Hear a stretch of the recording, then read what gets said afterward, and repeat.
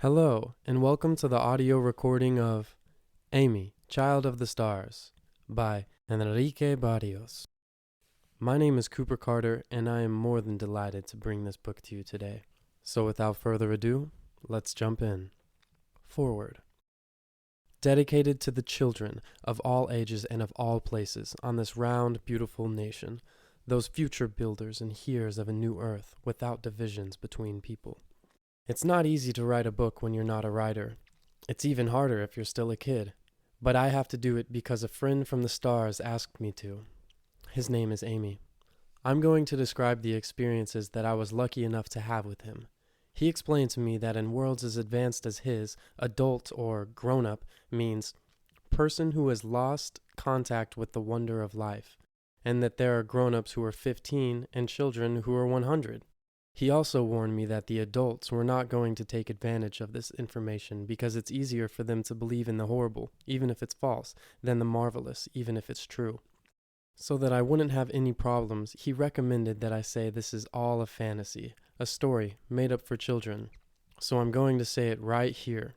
This is a story. Warning, directed to adults only. Do not continue reading this. You are not going to like it. Sorry. But what follows is marvelous. And they shall beat their swords into plowshares and their spears into pruning hooks. Nation shall not lift up sword against nation, neither shall they learn war any more. Isaiah 2:4. Chapter 1. First Encounter. It all started one afternoon last summer in a small, quiet town on the California coast, where my grandma and I go for vacation almost every year. Last summer, we rented a small wooden house. It had several pine trees and a lot of shrubs in the backyard and a front yard full of flowers. It was on the outskirts of town near the ocean, on a path that led towards the beach. My grandma likes to go on vacation at the end of summer when there aren't as many people.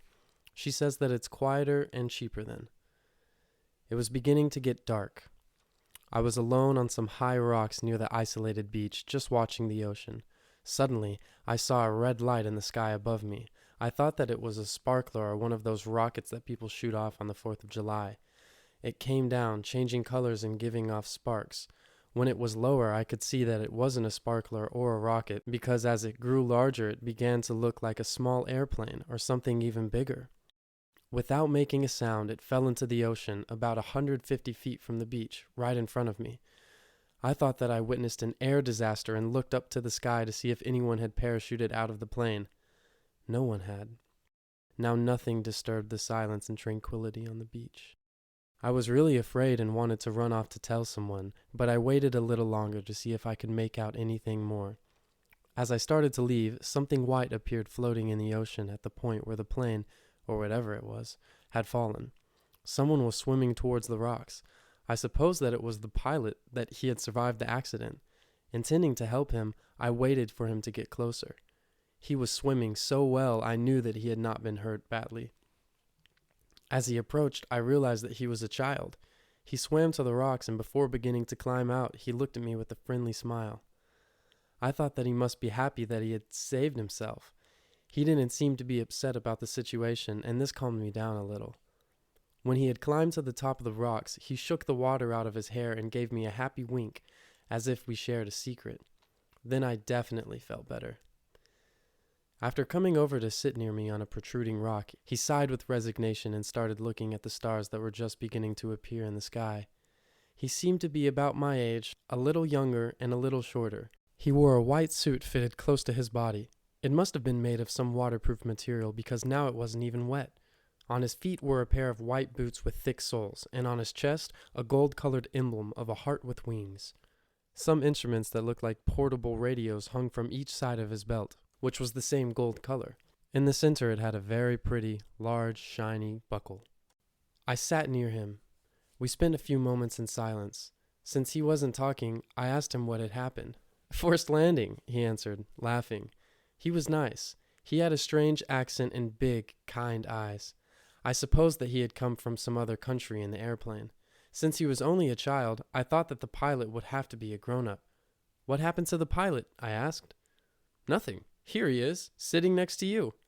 "Oh, That surprised me. This kid was a champ. At my age, he was already flying airplanes? I imagined that his parents must be very rich. Night was falling and I was getting cold. He noticed this because he asked, "Are you cold?" "Yes." "The temperature is just right," he told me, smiling. Then I felt that it wasn't really cold after all. "That's true," I answered. After a little while, I asked him what he was going to do. "Fulfill the mission," he replied without taking his eyes off the sky. I thought that he must be an important kid, not just an ordinary school kid on vacation, like me. He had a mission, maybe a secret one. But on the other hand, he was just a kid. I didn't dare ask him about his mission. Everything about him upset me.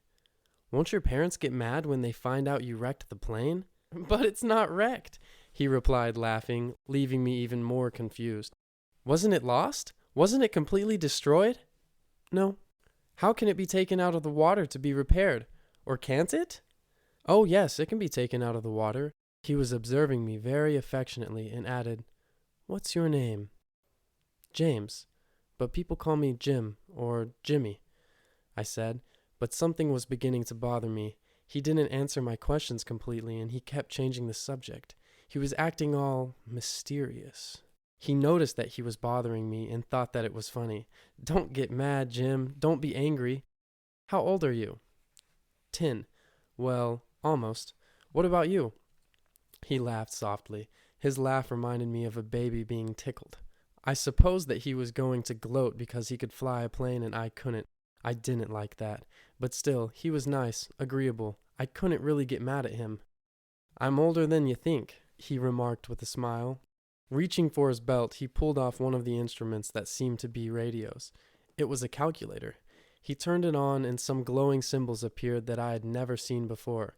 He made some calculations, and seeing the results, he began to laugh even harder and said, "No, no, if I told you, you wouldn't believe me." Night had come and a beautiful full moon appeared, illuminating the ocean and the entire beach. I was liking the strange kid's riddles less and less, that kid, or whatever he was. I examined his face carefully. He couldn't be more than 8 years old, but he hinted that he was much older and he was an airplane pilot. Could he be a dwarf? "Some people believe in extraterrestrials," he remarked almost distractedly.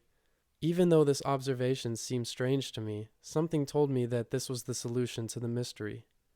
I thought for a long time before opening my mouth. He was watching me, his eyes full of light. The night's stars seemed to be reflecting in his pupils. He looked too beautiful to be a normal person. I remembered his burning airplane falling into the ocean, and, according to him, it wasn't wrecked. There was something very strange about that. It was weird how he appeared right in front of me. His calculator with the funny symbols was weird too. So were his accent and his clothing. Besides, he was a kid, and we kids don't fly airplanes. "Are you an extraterrestrial?"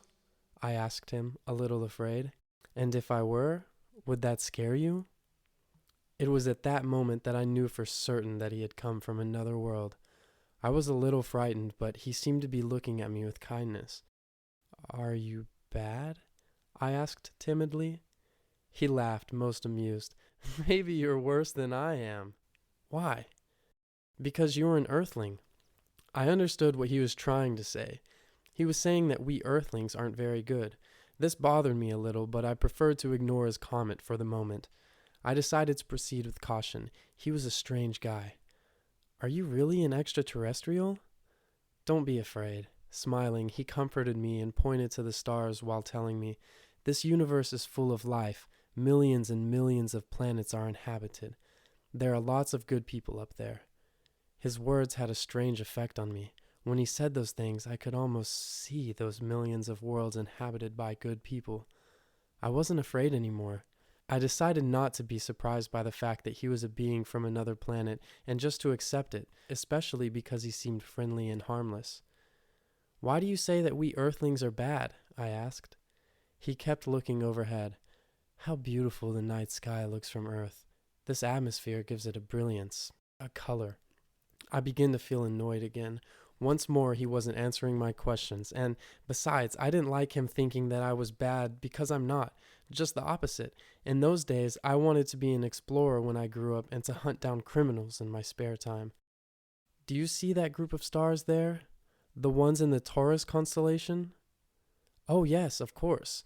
I always like to look at them because they're so pretty.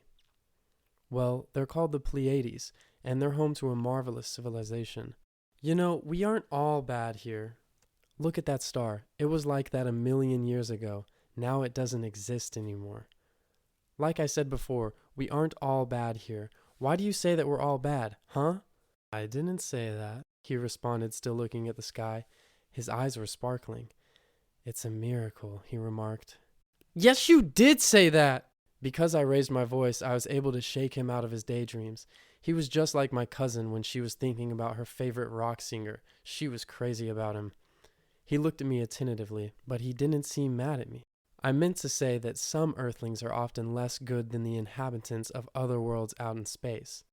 You see, you're saying that we're the worst people in the universe. He started laughing again and patted me on the head. That's not what I meant either, Jim. I liked that even less. I pulled away. It bothers me when people treat me like I'm stupid. After all, I'm one of the best students in my class, and besides, I was almost 10 years old. If this planet is so bad, then what are you doing here? Have you noticed how the moon is reflecting in the ocean? He kept ignoring me and changing the subject. Did you come here just to tell me to pay attention to the moon's reflection? Maybe. Have you noticed that we're floating in the universe? When he said that, I thought I finally knew the truth. This kid was crazy. Of course, he thought he was an extraterrestrial. That's why he was making such absurd statements. I wanted to go home. I felt awful because I believed his fantastic stories.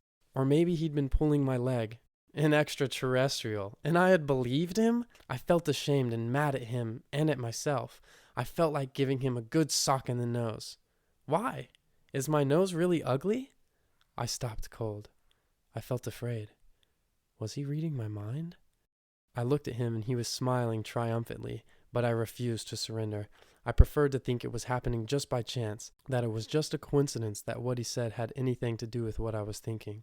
I didn't let on that I was surprised. Even though it might be true, I had to verify it. Maybe he really was a being from another world, an extraterrestrial who could read minds. Or maybe I was sitting there with a crazy person. I decided to test him. What am I thinking now? I asked, and I began to picture a birthday cake. Haven't you had enough proof already? He asked. I wasn't going to give an inch. What proof? He stretched his legs and supported his elbows on a rock. Look, Jim, there is another type of reality, other, more subtle worlds with subtle doors and subtle sorts of intelligence. What does subtle mean? How many candles? He asked, smiling. I felt like someone had hit me in the stomach. I felt like crying. I felt stupid and slow. I asked him to forgive me for having doubted his word, but that hadn't bothered him. He paid no attention to me and began to laugh. I decided never to doubt him again. Chapter 2. Flying Jim. Come stay at my house, I suggested because it was already getting late. Let's not involve adults in our friendship, he said, smiling and wrinkling up his nose. But I have to go. Your grandma is sleeping soundly. She's not going to miss you if we talk for a while. Once again, he surprised me and made me admire him. How did he know about my grandma? Then I remembered that he was an extraterrestrial being and that he could read my mind. That's not all, Jim, he said, after picking up on what I was thinking. From my ship, I saw that she was just about to fall asleep. Then he exclaimed enthusiastically, "Let's take a walk on the beach." He jumped to his feet, ran to the edge of a very high rock, and jumped off. I thought that he was going to kill himself. Frantic, I ran over to look down into the abyss. I couldn't believe my eyes. He was descending slowly, gliding like a seagull, his arms extended in the air. But then I immediately remembered that I shouldn't be too surprised at anything done by that happy, extraordinary child from the stars. I carefully got down from the rock as best I could and joined him on the beach. How do you do it? I asked, referring to his incredible glide. By feeling like a bird, he responded and began to run happily along the surf. I thought that I would like to act like him, but I couldn't feel that free and happy. Yes, you can! Once more he had read my mind. He came over to encourage me and exclaimed enthusiastically, "Let's run and jump like birds!" He took me by the hand and I felt a surge of energy pass through my body. We began to run on the beach. Now, Let's jump! He was able to jump much higher than I and pulled me up after him. He seemed to hang suspended in the air for a few moments before his feet hit the sand again. We continued running, and every now and then we jumped. We're birds, he cried, encouraging me, making me feel giddy. Little by little, I stopped thinking the usual way. I was changing into a different person. Encouraged by the extraterrestrial child, I was deciding to be as light as a feather, little by little accepting the idea of being a bird. Now, up! Marveling, I could tell that we were beginning to stay in the air for a few seconds. Gently, we descended and continued running, only to rise up in the air again. Each time we were doing it better. That surprised me. Don't be surprised. You can do it. Now! With each try, it got easier. Illuminated by the moon and starlight, we ran and jumped along the edge of the waves like a slow-motion scene in a movie. It seemed like another way to live, another world. For the love of flight, he encouraged me. A little later, he let go of my hand. You can do it. Yes, you can. He kept inspiring me as he ran beside me. Now! Slowly we leapt, staying in the air for a few seconds and then beginning to fall very gently with our arms extended, as if we were gliding. Bravo! Bravo! He congratulated me. I don't know how long we were playing that night. For me, it was like a dream. When I felt tired, I threw myself on the sand, breathing hard and laughing happily. It had been fabulous, an unforgettable experience. I didn't say anything out loud, but inside my head I was thanking my strange little friend for having allowed me to do things that I had thought impossible. At that time, I didn't know just how many surprises that marvelous night had prepared me for. The lights of a larger beach resort sparkled on the other side of the bay. Delighted, my friend contemplated the shifting reflections on the dark water. He was deliriously happy, stretched out in the sand, which was bathed in the moonlight. Looking at the full moon, he laughed. How wonderful! It doesn't fall! This planet of yours is really beautiful. I had never thought about it, but now that he was saying this, yes, I thought, it was beautiful to have stars, the ocean, the beach, and a beautiful moon suspended there, and what's more, it wasn't falling. Isn't your planet beautiful? I asked. He sighed deeply while looking at a point in the sky to our right. Oh yes, it's beautiful too, but all of us know that, and we take care of it. I remembered that he had insinuated that we earthlings are not very good. I thought I understood one of the reasons.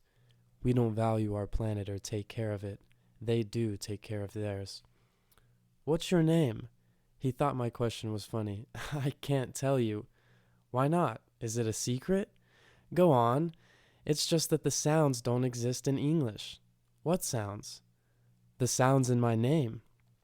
That surprised me. I thought that his language was English too, and that he just had a different accent. But then I remembered that even here on Earth there are hundreds or even thousands of different languages and dialects. In the rest of the universe there would have to be millions more. How did you learn to speak English then? I don't speak it, or even understand it, unless I have this, he replied while he took an apparatus from his belt. This is an interpreter. This little box explores your brain at the speed of light and transmits what you want to say to me, and when I'm going to say something, it makes me move my lips and tongue like you do. Well, almost like you. Nothing is perfect. He put away the interpreter and began contemplating the sea, pulling his knees up into his chest as he sat on the sand. Is that how you know what I'm thinking? Of course, although I'm also making progress with my telepathy. What should I call you then? I asked him. You can call me Amisham Shema, which in my language means friend, because that's what I am, a friend of everyone. I laughed really hard when I heard those strange sounds. I'll just call you Amy. It's shorter and it sounds like a name. Do you like it? He looked at me happily and then exclaimed, That's perfect, Jim. He gave me a hug. At that moment I felt I had formed a new, very special friendship, and so it was to be. What's the name of your planet? Whoa! The same problem. There's no equivalent sounds, but it's over there. Smiling, he pointed towards the stars. While Amy was observing the sky, I started thinking about all the Space Invader films that I'd seen on television and at the movies. When are you going to invade us? I asked him. He thought my question was funny. Why do you think we're going to invade Earth? I don't know. In the movies, the extraterrestrials always try to invade Earth. Are you one of those? This time he laughed so loud that it was contagious, and I started laughing too. Then I tried to justify what he had just said. It's just that on TV. Of course, the television. Let's see one of those Space Invader films, he exclaimed while extracting another apparatus from his belt loop. He pressed a button and the screen lit up. It was a small color television with an amazingly sharp, clear picture.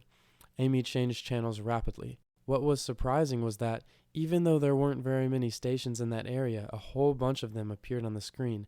Movies, live programs, news shows, commercials. The shows were in all different languages, spoken by people of different nationalities. How could he get so many stations without subscribing to a cable company? The films about space invaders are really ridiculous, said Amy, amused. How many channels can you get there? All of them that are transmitting at this moment on your planet. All of them? Naturally. This apparatus receives the signals picked up by our own satellites, which are invisible to you people, of course.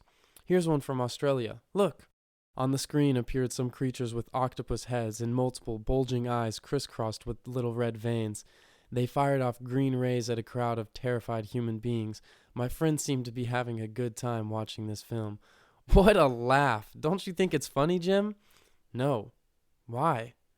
Because these monsters only exist in the monstrous imaginations of people who invent these films. I wasn't convinced. I had spent too many years seeing all kinds of scary, evil space invaders. That idea couldn't be wiped out in one fell swoop. But here on Earth there are iguanas, crocodiles, octopuses. Why couldn't really ugly creatures exist in other worlds?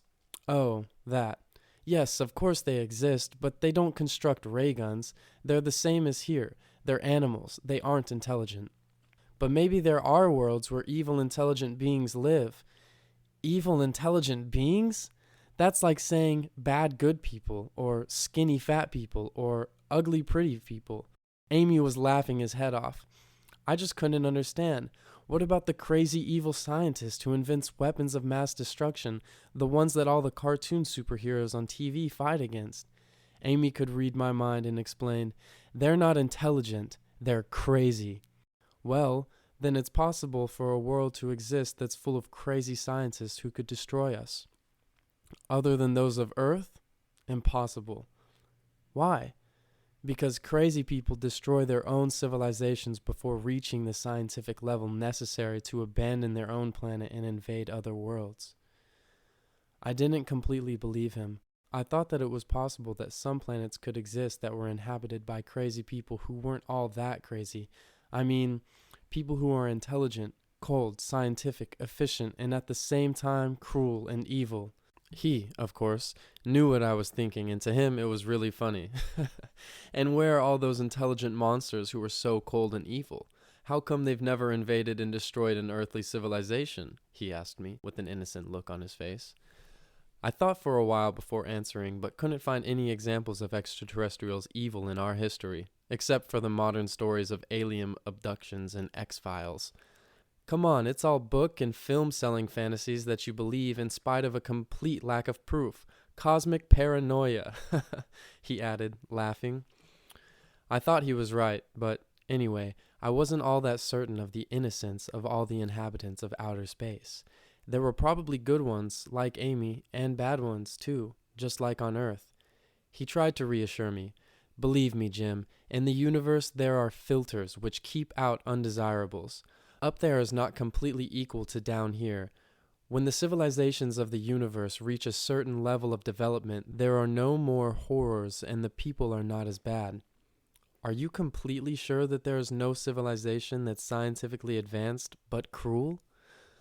All I can tell you is that it's much easier to develop the technology necessary to build bombs than it is to build intergalactic spaceships. If a civilization without wisdom or kindness reaches a high level of scientific knowledge, sooner or later it will use that knowledge against itself. That will happen way before it will be able to travel to other worlds, luckily for us. But they could survive on some planet, by chance. He said that the universe is the reflection of a perfect superior order and that nothing happens by chance, because everything is interconnected. He also explained to me that when the scientific level of a world exceeds its level of love by too much, that world self-destructs. Level of love? I asked. I could easily understand what a planet's scientific level is, but the idea of level of love was hard for me to grasp. The love that human beings on a planet radiate can be measured by our instruments, he said. Really? Sure, because love is an energy, a force, a vibration, and if a world's level of love is low, there is unhappiness, hate, violence, division, and war. And if, at the same time, there is a high level of the capacity for destruction. Do you understand what I'm saying, Jim? Not really. What are you trying to tell me?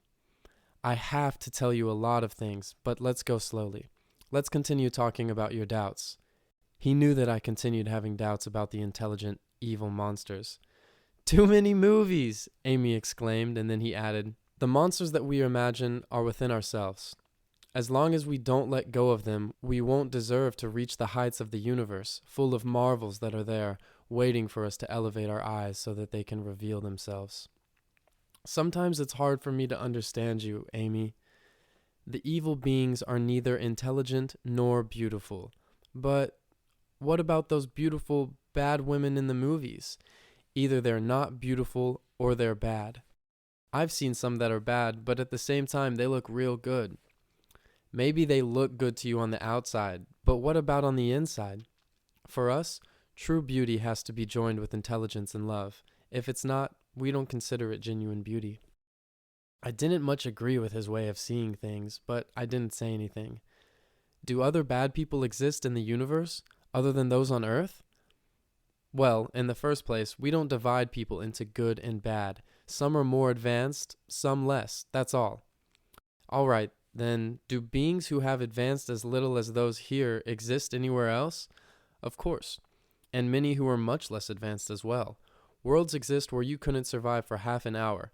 1,000,000 years ago, there was a real inferno right here on Earth, and there are worlds inhabited by real monsters. You see, I exclaimed triumphantly. I was right. You just admitted it yourself. Those were the monsters I was talking about. But don't worry. They are below you, not above you. They inhabit worlds much more backwards than this one. Their coarse minds keep them from even discovering the wheel. They'll never arrive here at this rate. That was comforting to hear. Then, we Earthlings aren't the worst inhabitants of the galaxy after all. No, but you're one of the silliest ones in the galaxy. We laughed like good friends. Chapter 3. Don't worry. Know what? Real close to here on one of the planets of Sirius, there are some violet-colored beaches. They're incredible, if you could only see a twilight with those two gigantic suns. Do you travel at the speed of light? He thought my question was funny. If I traveled that slow, I would have been an old man by the time I got here. What speed do you travel then? We don't usually travel. It's more like we situate ourselves. What? We situate ourselves by simply appearing at the place we want to go. Instantaneously? Well, we do have to wait a while. The instruments on board have to carry out complex calculations, but from one side of a galaxy to the other it would take... He picked up the calculator hanging on his belt and punched in some numbers.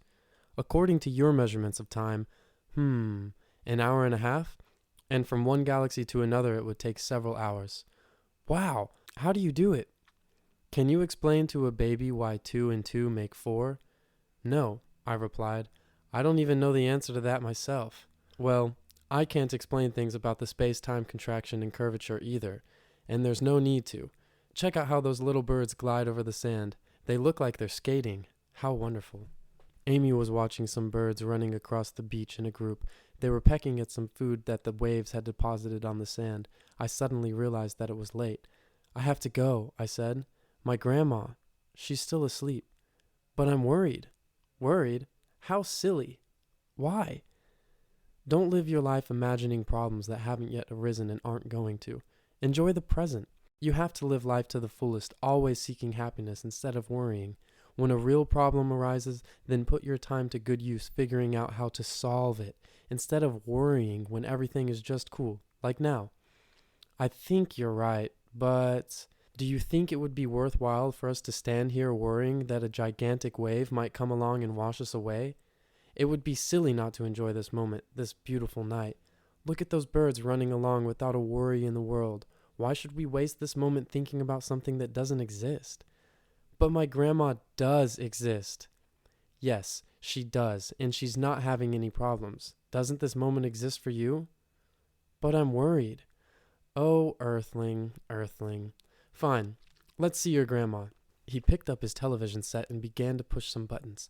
A picture of the road leading to my house appeared. Images of the trees and rocks along the path passed across the screen. Everything was in color and all lit up as if it were daytime. We passed through the wall of the house and there was my grandma. She was sleeping deeply in her bed. You could even hear her breathing. That was one amazing device. She's sleeping like a little angel, commented Amy with a laugh. Is that a movie? I asked. No, this is live and direct. Let's go into the dining room. The image passed through the bedroom wall and the dining room appeared. There was the table and the tablecloth with the big checks, and at the place where I usually sat, my grandma had left the plate with my dinner, covered by a second plate turned upside down. That looks like a UFO, he joked. Let's see what you have for dinner. He adjusted something on the TV set and the plate on top became as transparent as glass. A piece of beef steak, some french fries, and a tomato salad appeared. Yuck! Amy exclaimed with disgust. How can people eat cadavers? Cadavers? Cow cadavers. Dead cow. A piece of dead cow. The way he was talking about it made me feel disgusted too. How does this TV set work? Where's the camera? I asked him, very intrigued. It doesn't need a camera. This gadget focuses, selects, filters, amplifies, and projects. Simple, isn't it? He seemed to be making fun of me. How come it looks like daytime when it's really night? There are other lights that your eye can't see. This apparatus picks them up. How complicated. Not at all. I built this rattle trap myself. Yourself? It's really out of date, but I love it. It's a souvenir, a homework assignment from primary school. You guys are a bunch of geniuses. Not at all. Do you know how to multiply? Of course, I replied. Then you're a genius to someone who doesn't. It's all a question of degree. A flashlight is a miracle to an aborigine living in the rainforest. You're right. Do you think that someday here on Earth we'll be able to have inventions like yours? For the first time he looked serious. Gazing at me with what seemed to be sadness, he said, I don't know. What do you mean you don't know? You know everything. Not everything. No one can see the future, luckily. Why did you say luckily? Just imagine, life would have no meaning if we could see into the future. Would you like to know the final score of the game you're watching before it ends? No, that makes me mad. That's no fun at all, I replied. Do you like to hear a joke that you already know? I hate that too. That's boring. Would you like to know what you're going to get on your birthday ahead of time? That's the worst of all. The surprise is completely spoiled. I liked his way of teaching, the way he offered clear examples. Life would lose all meaning if the future were known ahead of time. You can only figure out the possibilities. What do you mean? For example, you can figure the Earth's possibilities or probabilities of saving itself. Saving itself? Saving itself from what? From what? Haven't you ever heard about the contamination, the wars, the bombs? Oh, yes. Are you trying to tell me that we're in danger here, too, like in the bad guys' world? The possibilities are here. The relationship between science and love on your planet is very skewed towards the science side. Millions of civilizations like this one have self-destructed for this very reason. Your planet is at a critical point in its evolution. These are delicate moments, dangerous times. He was scaring me. I had never thought seriously about the possibility of a third world war or another catastrophe like that. I thought hard for a long time. Suddenly I had a marvelous idea, one that could solve all the world's problems. You guys could do something. Like what? I don't know. Arrive in 1,000 spaceships and tell the presidents not to make war. Something like that. Amy smiled. If we did something like that in the first place, there would be thousands of heart attacks caused by all those movies about space invaders that portray us as if we were evil demons. And we're not inhumane, you know. We couldn't bring about something like that. In the second place, if, for example, we were to say to them, transform your weapons into work tools, they would think that it was an extraterrestrial disarmament plan to make them weak, a trick so that we could dominate the planet. Third, let's suppose that they were able to understand that we're harmless. They still wouldn't give up their weapons. Why not? Because they would still be afraid of the other countries. Who's going to be the first to disarm? But they have to trust. The children trust. The adults don't, especially those who lead nations. And they're right, because some people have the desire to dominate everything that they can. I was feeling real uneasy. I kept trying to think of a solution to prevent the war and save humanity. After I'd thought for a long time, the only thing that occurred to me was that the extraterrestrials could take power on Earth by force, destroy our weapons, and oblige us to live in peace. That's all. A few frightened old ladies having heart attacks would be nothing compared to what would be saved. I told him this. When he had stopped laughing, he assured me that I couldn't stop thinking like an earthling. Why? By force, destroy, oblige. This is all earthling talk. To us, it's prehistoric. Human liberty is something sacred, both ours and that of others. Because of this, oblige does not even exist in our worlds. Each person is valuable and respected. By force and destroy is violence, a word that comes from violate, and our spirit is completely opposed to this. And finally, we can't and don't want to cause anyone's death, even if you think that a few heart attacks aren't important. Then your people don't make war? I haven't even finished saying this before I felt stupid for asking. He looked at me affectionately and, putting his hand on my shoulder, said, "We don't make war because we love God." His answer really surprised me. I believe in God, a little, but I had been taught to feel more fear than affection for him. Besides, lately I was beginning to have doubts. I was starting to think that only religious people believed in God, them and people who aren't very cultured, because I have an uncle who is a nuclear physicist in the university, and he says that intelligence killed God. Your uncle is foolish, Amy asserted while perceiving my thoughts. I don't think so. He's considered one of the most intelligent men in the country. He's foolish, Amy insisted. Can an apple kill the apple tree? Can a wave kill the ocean? I thought that you were wrong. God exists. I started thinking about God, a little repentant that I had doubted his existence. Listen, take off that white beard and tunic. Amy was laughing because he had seen my mental images. Then, he doesn't have a beard? God shaves? My space friend was delighted by my confusion. That's an Earth-style God, he commented. Why? Come on, let's go for a walk. We began walking on a path that led to town. He put his arm across my shoulder. At that moment, I felt that he was a brother I never had. Some nocturnal birds squawked in the distance. Amy appeared to be delighted by those sounds. He breathed in the sea air and said, "God doesn't have a human appearance." His face was shining in the night while he talked about the Creator. He doesn't have any form at all. He's not a person like you or I. He's an infinite being, pure creative intelligence, pure love. Ah, I exclaimed. The way he said this was so beautiful that it moved me. That's why the universe is lovely and good. It's marvelous. I thought about the inhabitants of the primitive worlds that he had mentioned, and also about the bad people on this planet. What about all the bad people? They'll be good people someday. It would have been better for them to have been born good from the very start. That way there'd be no evil anywhere. If you don't know evil, how are you going to be able to enjoy goodness? How would you be able to appreciate it? Asked Amy. I don't understand what you mean. Don't you think it's beautiful that you're able to see? I don't know. I never thought about it. I guess so. If you had been born blind and suddenly could see, then your sense of sight would seem marvelous to you. Oh, yes. It's the same with those who live difficult, violent existences. When they overcome their difficulties and attain a life that's more humane, they appreciate it more than anyone. It's a little boring to be an angel for eternity, but on the other hand, it's beautiful to advance, to overcome adversity, to learn. If there were never night, we could never enjoy the dawn. We were walking along the pathway that was illuminated by moonlight and bordered with trees. We passed my house. I went inside quietly to look for a sweater. On the table I saw my plate, covered and waiting for me. I felt powerful because even without removing the second plate on top of it, I already knew what it was. But then I started to have doubts, and I peeked under the top plate to make sure. Yes, it looked exactly as it had on my friend's little TV set, but I wasn't hungry.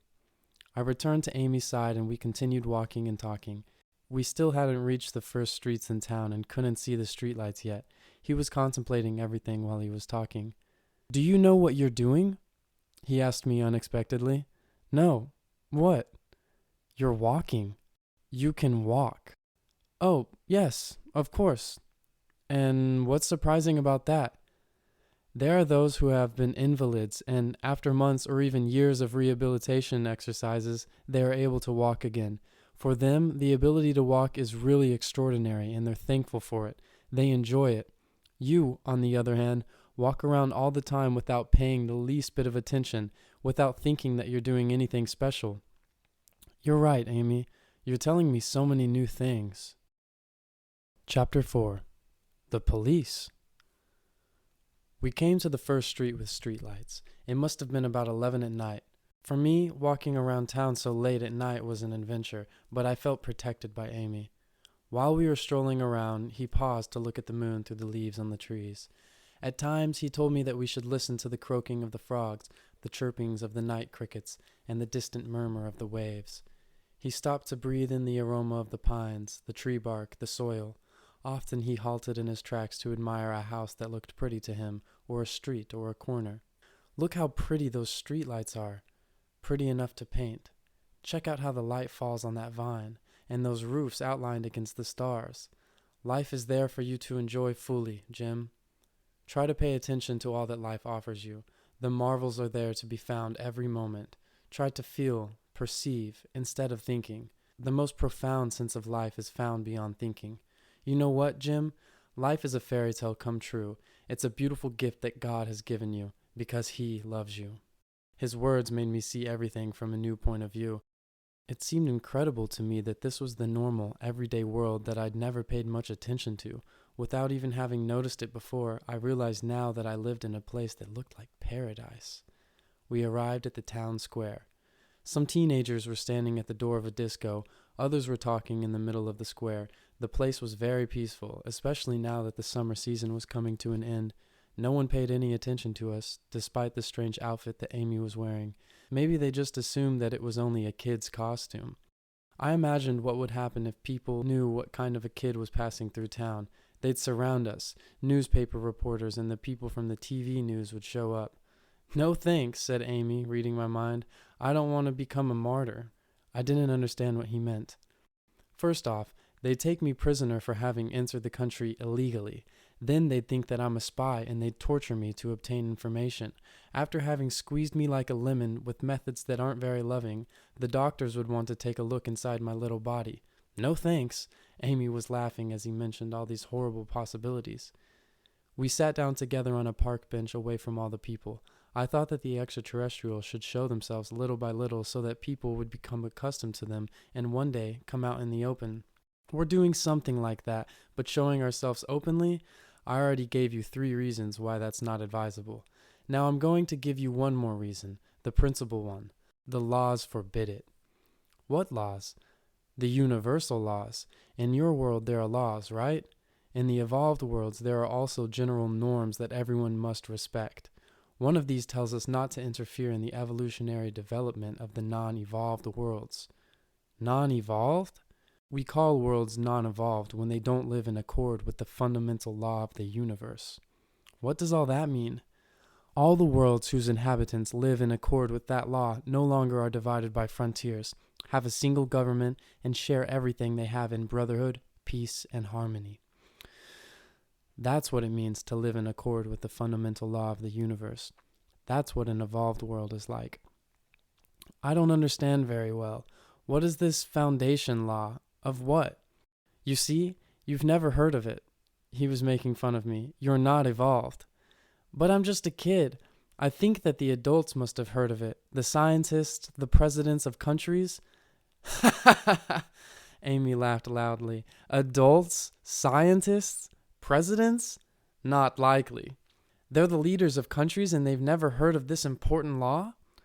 Well, that's how it goes in your world. That's why there is so little happiness in it. But what's this law? I'll tell you about it later. Really? I was all enthused, thinking that I would know something that almost no one else did. If you behave yourself, he joked. I started thinking hard about this prohibition against intervening in non-evolved planets. Then you're violating this rule, I exclaimed with surprise. Bravo! You didn't miss that detail. Of course not. First you said that intervening is forbidden, and yet here you are talking to me. This is intervening, or isn't it? What I'm doing is not intervening in the evolutionary development of Earth. Showing ourselves openly, communicating in a massive form, that would be intervening. And do you know why it's forbidden to intervene? You already gave me 3 or 4 reasons, Amy, but I still haven't told you the most important one. If we did it, apart from the disasters I already told you about, the most frightening catastrophes in the history of this world would take place. He was scaring me. What catastrophes, Amy? If they heard about the economic, scientific, social, and religious systems that we use, the people of Earth would want to imitate us. Everyone would see us as an example to follow, and they would lose all respect for their leaders and for the organizational systems they use. Then all the powers in this world would crumble, endangering your civilization's stability. Some people would turn aggressive when they saw that they were losing their privileges. It would be complete chaos. We, ourselves, would finally have to take over to try to put everything back in order. Hearing this made me enthusiastic. That would be great. You guys could fix everything in our world. Which would be like a trap, like one student taking another student's exam for him. Would you like for another student to turn in your exams for you? No, because I'd miss the satisfaction of succeeding on my own. And if we'd arrange everything here, then the entire population of Earth would miss the legitimate satisfaction of having overcome its problems by its own methods. Don't you think so? You're right. I hadn't thought about that. That's why we can't intervene any further than what's permitted. My contact with you here is part of an aid plan. Please explain that better. The aid plan is a sort of medicine that we have to administer in small doses, slowly, subtly, very subtly. But what's the medicine? Information. Information? What information? Well, our spaceships have been flying around here for eons, but it was only after the first atomic bomb that we allowed you to see us. This was done so that you would have evidence that you're not the only intelligent beings in the universe, and so you would suspect that we were observing your warlike discoveries. And why do you do that? Because we want you people to understand that atomic energy is something very delicate, something that could even affect other nearby worlds. All that is information, Jim. Then we increase the frequency of our sightings. This is more information. Later, we're going to permit ourselves to be filmed. At the same time, we're establishing little contacts with some people, like my contact with you. And we also send messages by telepathy. These messages are in the air, like radio waves. They're sent to everybody, but some people have antennas, able to pick them up. Others don't. All this is information. It helps. And later you guys are going to appear in front of everybody? When people live as God commanded, if they pass the exam, it can't be done before then. How terrible that you can't intervene to prevent the destruction, I said, feeling a little sad. Amy smiled and looked towards the stars. Our respect for the liberty of others is based upon love. This is why we must allow people to attain the destiny that they deserve. Evolution is a very delicate matter, and we can't intervene in it. We can only suggest things very subtly through special persons like you. Like me? What's special about me? Maybe I'll tell you later. For the moment, you only need to know that you have a certain condition, which is not necessarily a quality. I have to go soon, Jim. Would you like to see me again? Of course. I've really come to admire you in this short time. I've come to admire you too. But if you want me to return, you have to write a book about everything that you've experienced with me. That's why I've come here. It's also part of the aid plan. Me? Write a book? But I don't know how to write books. Write it as if it were a story, a fantasy. If you don't, everyone will think you're crazy or a liar. Besides, you have to write it for the kids. That was when he explained the idea that I wrote about at the beginning of the book. The idea that there are grown-ups who are 15 years old and kids who are 100. Writing a literary work by myself sounded like an impossible task, but he was aware of this. Ask for help from that cousin of yours who likes to write, the one who works at the bank. You can tell the story and he can write it down. Amy seemed to know more about me than I did myself. This book will also be information. More than this we're not permitted to do. And now I'll give you another reason why. Aren't you glad that there is not the slightest possibility that an advanced but evil civilization could invade the earth? Yes, of course. You see, This is because we never helped any evil civilizations. And just imagine what would happen if you folks on Earth didn't overcome your violence and egotism, and yet we still helped you survive. Right away, you would use your new scientific knowledge to try to dominate, exploit, and conquer other civilizations in space. And the evolved universe is a place of peace and love, of fellowship, of cooperation. Besides, there's another type of very powerful energy. Compared with this energy, atomic energy is like a match compared to the sun. We can't run the risk that a violent world might come into possession of this energy and endanger the peace of our evolved worlds, let alone produce a cosmic catastrophe. I'm really anxious, Amy. Because of the danger of cosmic catastrophes, Jim? No, because I think it's too late. Too late to save humanity? No, too late for me to still be awake. Amy was laughing his head off. Chill, Jim. We're going to see your grandma. He took the small television from his belt hoop, and my grandma appeared on the screen, sleeping with her mouth open. She's really enjoying herself, he joked. I'm tired. I want to go to sleep, too. Fine, let's go. We were walking back to my house when a police car drove by. When they saw two children alone at that time of night, the policeman stopped the car, got out, and came over to us. I was really afraid. What are you two doing around here so late? Walking, enjoying life, Amy answered very calmly. What about you guys? Are you working? Hunting down criminals? And as usual, he laughed. When I saw how Amy was acting in front of the police, I was even more afraid than I'd been before. But they thought my friend was funny and laughed along with him. I tried to laugh too, but I was so nervous I couldn't. Where'd you find that outfit? On my planet, he replied nonchalantly. Oh, then you must be a Martian. Not a Martian, but I am an extraterrestrial. Amy had answered happily, as if he didn't have a worry in the world. I, on the other hand, was even more uncomfortable. So where's your UFO? Asked one of them, watching Amy with a certain paternal expression on his face. The policeman thought they were just playing a kid's game, but Amy was simply telling the truth. I parked it at the beach, under the water. Didn't I, Jim? And now he was getting me mixed up in this mess? I didn't know what to do. I tried to smile and could only make a stupid face. I didn't dare tell the truth. Don't you have a ray gun? The men in uniform were enjoying the conversation. So was Amy, but I was feeling more and more confused and worried. I don't need one. We don't attack anyone. We're good. What if a bad guy came at you with a gun like this? The policeman showed him the gun while pretending to be threatening. If someone tried to attack me, I'd paralyze him with my mental force. Let's see. Paralyze us. I'd love to. You asked for it. The effect on you will last for 10 minutes. The three of them laughed hard. Suddenly Amy got very quiet and looked at them intently. In a strange, loud, deep, authoritarian voice, he ordered, You will remain immobile for 10 minutes. You cannot move. Starting now. And they stayed frozen there, with smiles on their faces, right where they'd been standing. See, Jim? In worlds that aren't very evolved, all you need to do is tell the truth as if it were a game or a fantasy, he explained to me as he touched the nose of one policeman and gently pulled the mustache of the other. Both of them stood there petrified. The smiles on their faces were beginning to look tragic to me. Everything that Amy was doing made me even more afraid. Let's run away. Let's get away from here. They might wake up, I told him, trying not to talk too loud. Don't worry, we still have a lot of time before the 10 minutes are up, he said, and just to have a little fun, he switched their caps, turning the bill to the back. I only wanted to be far away. Let's go, let's get out of here, Amy. You're worrying again, instead of enjoying the moment. Fine, let's go, he said, resigned.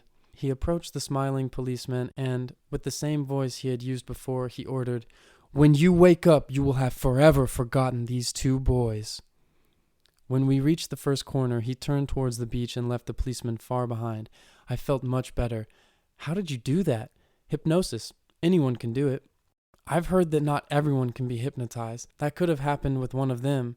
Everybody can be hypnotized, said Amy. And what's more, almost everybody is hypnotized. What do you mean? I'm not hypnotized. I'm awake. Amy laughed a lot at this. Do you remember when we were coming down the path? Yes, I remember. Everything there looked different to you. Everything looked beautiful, right? Oh, yes. It seemed like I was hypnotized there. Maybe you hypnotized me. You were awake. Now you're asleep, believing that everything is ugly and dangerous. You're hypnotized. You're not listening to the ocean. You're not paying attention to the aromas of the night. You're not conscious of your ability to walk or to see. You're not enjoying your breathing. You're hypnotized. And even worse, you're hypnotized negatively. Negatively? There are ugly ideas that don't have a basis in reality. They're dreams, fantasies, unjustified fears. They're deliriums, craziness, and because they aren't good ideas, they're not even craziness that's fun. They're nightmares. Like what ideas, Amy?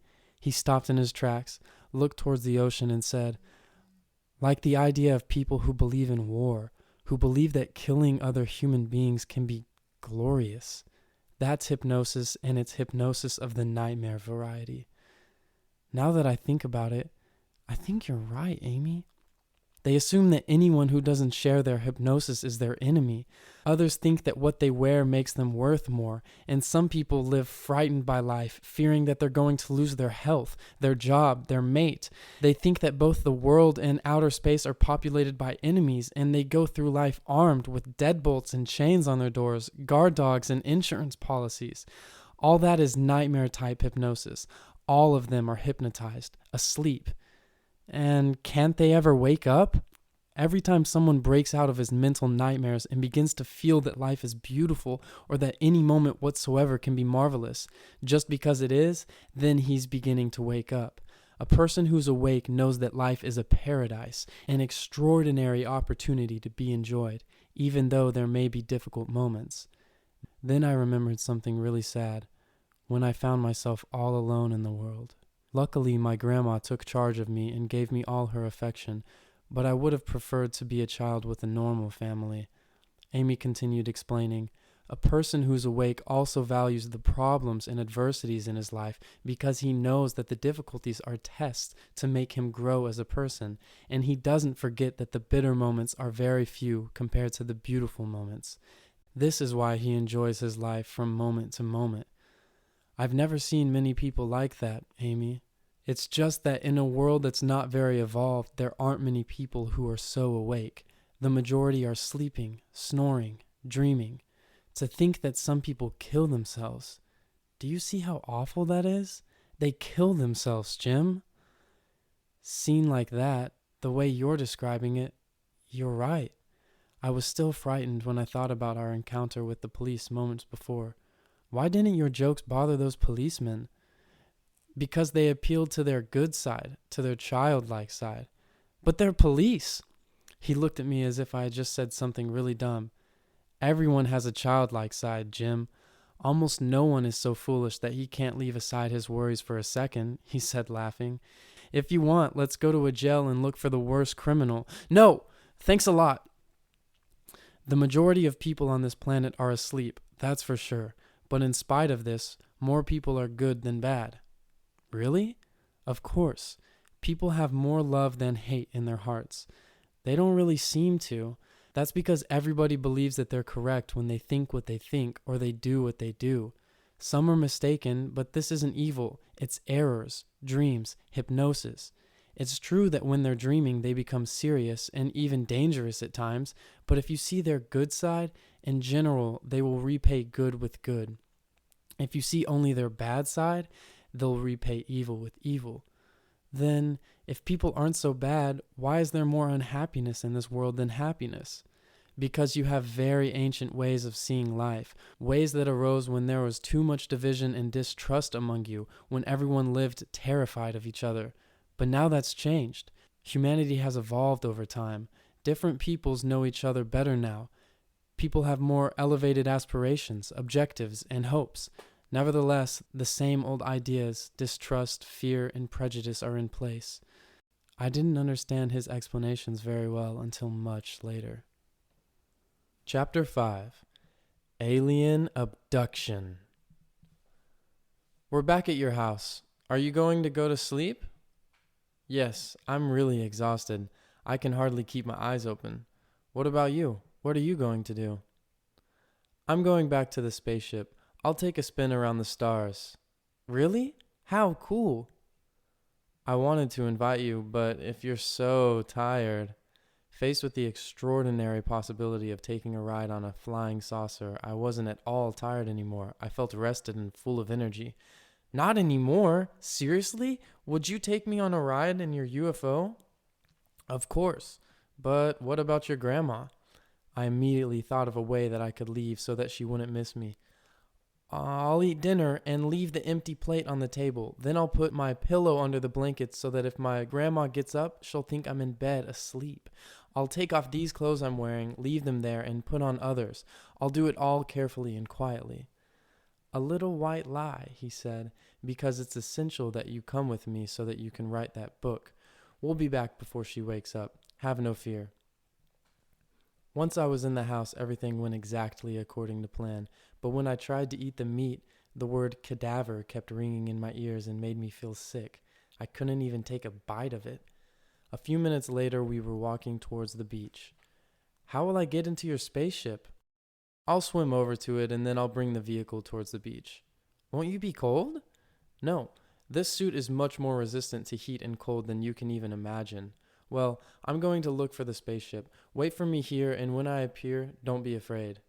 Oh no, now I'm not afraid of extraterrestrials. I thought his unnecessary warning was funny. The moon had gone behind some very gloomy clouds. Now it was really dark everywhere. Amy approached the gentle waves, dove into the water, and disappeared from sight into the darkness. The minutes were passing, and for the first time since Amy had appeared, I had time to myself. I began thinking, Amy? An extraterrestrial? Was it true, or had it only been a dream? I waited for a long time, more uneasy each minute, until fear really began to get the better of me. I was absolutely alone there, on a terribly isolated beach. I was going to confront nothing less than an extraterrestrial spaceship. My imagination began to make me see strange shadows moving between the rocks, on the sand, coming out of the water, and I was starting to have doubts about everything. What if Amy were some sort of evil being disguised as a child, talking about kindness just to win me over? No, it couldn't be. Or could it? Kidnapped by an extraterrestrial spaceship? Just then, a terrifying spectacle appeared before my eyes. Under the water, a greenish-yellow radiance began to slowly rise. Then a gyrating dome with multicolored lights emerged from the waves. It was true! I was actually going to see a spaceship from another world. Then the body of the space vehicle appeared. It was egg-shaped with illuminated windows. It emitted greenish-silver-colored lights. It was a frightening sight. I felt really terrified. It was one thing to talk with a kid who looked like a good person. Could he have been wearing a mask? And quite another thing to be alone on a beach in the dark of the night and see a spaceship from another world appear.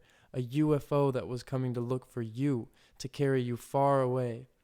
I forgot the kid and all that he had told me. In front of me was a frightening piece of machinery. Who knows where it was coming from? From some gloomy corner of outer space? What if it was full of cruel, monstrous aliens that were coming to abduct me? It looked much bigger than the object I had seen fall into the ocean hours before. It began to approach me, floating about 10 feet above the water. I didn't make any noise. The silence was horrible, and the spaceship was coming closer, ever closer. I was wishing that I could go back in time, that I had never seen any object fall from space, that I had never known any extraterrestrial, and that I was sleeping peacefully like my grandma, safe and sound in my own little bed. That was a nightmare. Paralyzed by fear, I couldn't even run away, and I couldn't stop looking at the luminous monster that was coming to carry me off, maybe to a space zoo. When it was hovering, immense, gigantic, right over my head, I thought it was all over for me. I even thought that sinister bulk was going to squash me like a bug. A yellow light appeared in the belly of the monster, then a reflector blinded me and I thought I was dead. I entrusted my soul to God and decided to turn myself over to His almighty will. I could feel that they were pulling me up, that I was in a sort of elevator, but my feet weren't resting on anything.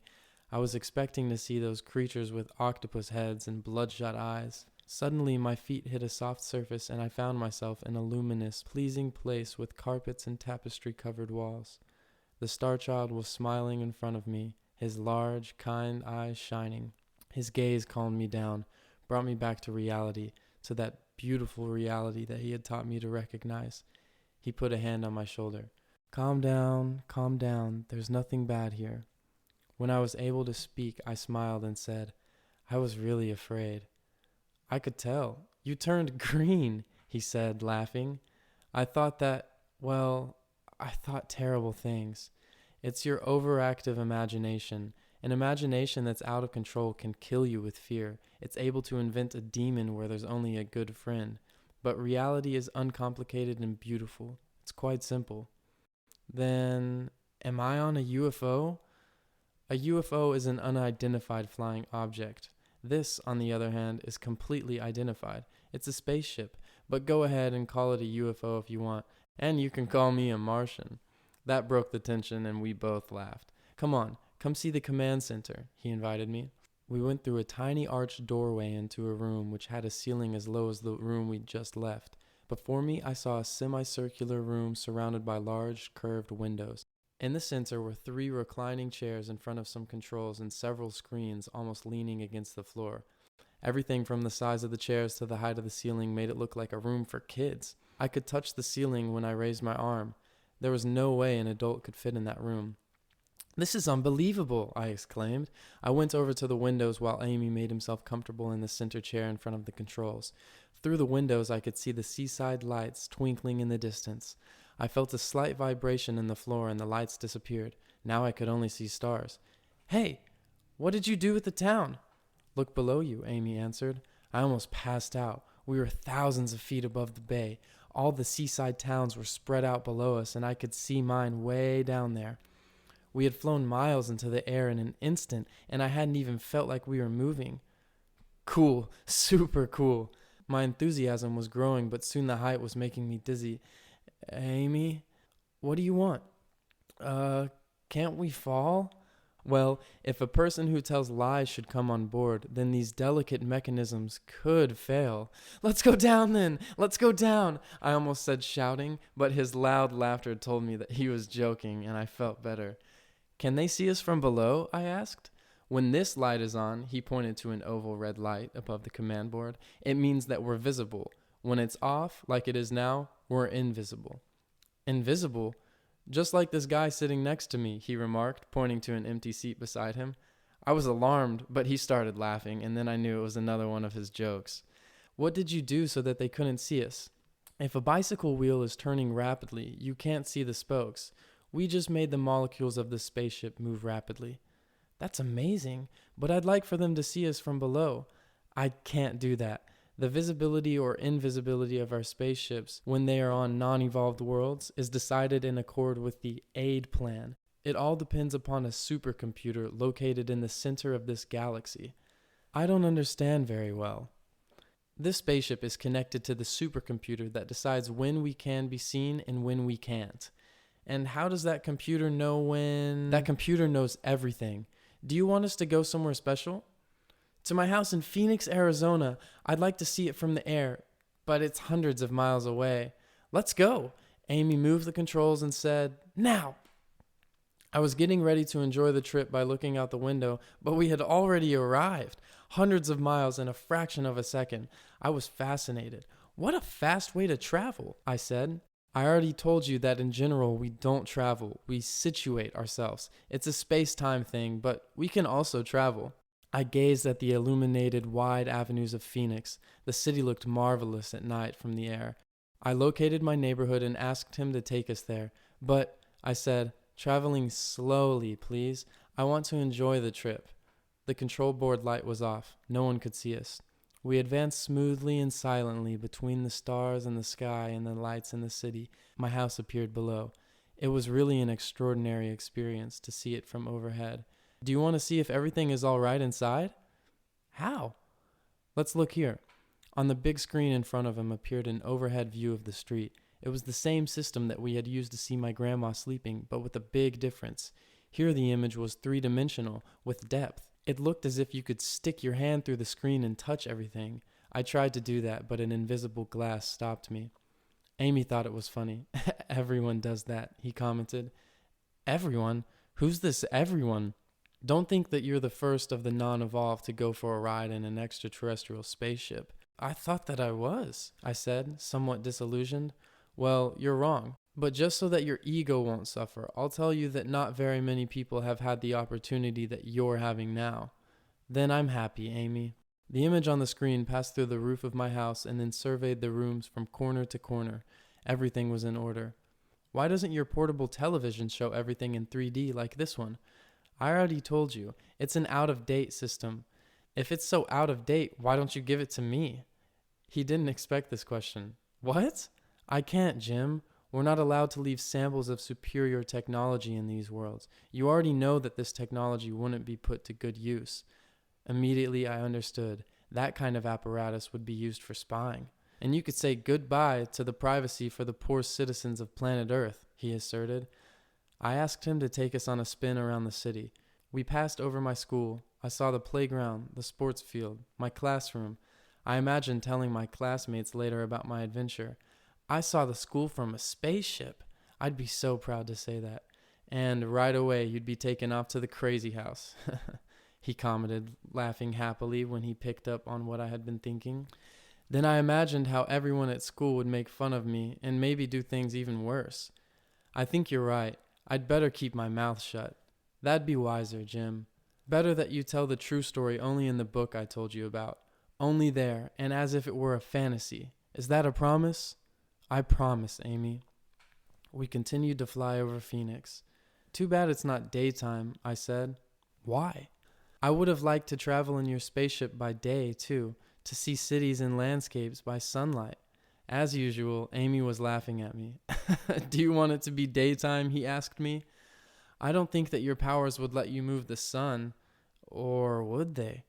When it comes to moving the sun, no. But moving us, yes. He adjusted the controls and we began to move tremendously fast. We passed over the desert and then several cities appeared below. From the high altitude we'd reached, they looked like spots of illumination. Then we crossed the Rocky Mountains. Immediately afterwards, I could make out an enormous ocean bathed in moonlight. It was the Atlantic Ocean. At the horizon up ahead, the sky was growing light. We arrived over some land, and what's more amazing, the sun began to rise rapidly. To me, that was something incredible. Amy had moved the sun. In a few moments, it was daytime. How come you said you couldn't move it? He was enjoying this proof of my ignorance. The sun hasn't moved. We're the ones who moved rapidly. Immediately, I realized my mistake, but it was justifiable. You should see what it's like to contemplate the sun rising above the horizon at an impressive speed. Where are we? Africa. Africa? But just a minute ago, we were in America. Well, you wanted to travel by day in this spaceship, so we came to a place where it's daytime. If the mountain can't go to Muhammad, Muhammad can go to the mountain. What African country would you like to visit? India. His laughter told me that my sense of geography wasn't very good. Let's go to Asia then. To India. Which city in India would you like to go to? I wasn't going to make the same mistake twice. It doesn't matter to me. You choose. How about Bombay? Yes, that would be fantastic, Amy. With great speed and at an amazing altitude, we passed over the African continent. Later, when I was back at my house, I used a world atlas to reconstruct that trip. We arrived at the Indian Ocean, crossing it while the sun climbed higher and higher at a dizzying pace. In a few moments, we were flying through the sky over India. The spaceship braked suddenly and remained motionless. Why didn't we hit the windshield with that sudden stop? I asked, surprised. Easy. It's a matter of annulling the inertia. Oh, how simple. Chapter 6. A Question of Measures. Our spaceship descended over the city until reaching an altitude of about 300 feet. We then began our tour of the skies over Bombay. I'd never seen very many TV shows about India, so I felt like I was watching a movie or even dreaming. Thousands and thousands of people, tunics and turbans of a variety of colors, cows in the streets, houses and buildings very different from those in America, many street vendors. But what attracted my attention most was the huge number of people. It wasn't like in Phoenix, even though my city's quite large. Not even when everyone there is getting off work downtown do you see immense crowds of people like we saw in Bombay. People were everywhere. For me, that was really another world. No one saw us. The indicator light was turned off. Suddenly, I returned to reality. My grandma! What about her? Now it's daytime. She'll be up and worried that I'm not there. Let's go back. For Amy, I was a constant source of amusement. Jim, she's sleeping soundly, as usual. On the other side of the world, it's only a little after midnight. Here, it's around 2 in the afternoon. Yesterday or today? I asked, confused by all these time changes. Tomorrow, he replied, dying laughing. Seriously, Amy, I'm not happy. Don't let this disturb you. We still have a lot of time. What time does she get up? I don't know. I thought that she was always awake. Well, at least that's what she says, that at night she can't sleep at all. We both laughed. Then she still has several hours of not being able to sleep left. We have all this time ahead of us. Plus, we can stretch time. Anyway, I'm still worried. Why can't we go see? What do you want to see? Maybe she woke up. Better that we check that from right here so that you'll agree with me, he said. Then he muttered under his breath, "Some earthlings make life so difficult," as he smiled. He adjusted some controls on a screen, and there was the west coast of the USA, as seen from high above it. Then the screen showed a nosedive towards the earth at a fantastic speed. Soon I was able to make out the bay, the seaside, the house on the beach, the roof, and my grandma. It was incredible. We seemed to be right there. She was still sleeping with her mouth half open, in the same position as earlier. "You can't say that she has trouble sleeping, can you?" observed Amy mischievously. Then he added, "We'll do something else so that you can rest easy." He picked up a sort of microphone and motioned for me to keep quiet. He pressed a button and said, "Psst." My grandma heard that, woke up, got out of bed, and went into the dining room. We could hear her footsteps and her breathing. She saw the leftovers of my dinner on the table, cleaned up everything, and left the plates in the kitchen. Then she headed for my bedroom, opened the door, and turned on the light. She looked towards my bed. We could see everything perfectly. It looked as if I were really asleep in my bed, but something was missing. I wasn't sure what it was, but Amy knew. He took the microphone and began to breathe into it. My grandma listened to this breathing and thought that it was me asleep there. She turned off the light, closed the door, and headed for her bedroom. Happy now? Yeah, now I am, but I can hardly believe it. It's night for her there and day for us here.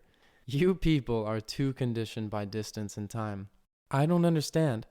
What would you think about leaving on a trip today and returning yesterday? You're trying to drive me crazy. Couldn't we go visit China? Of course. What city would you like to see?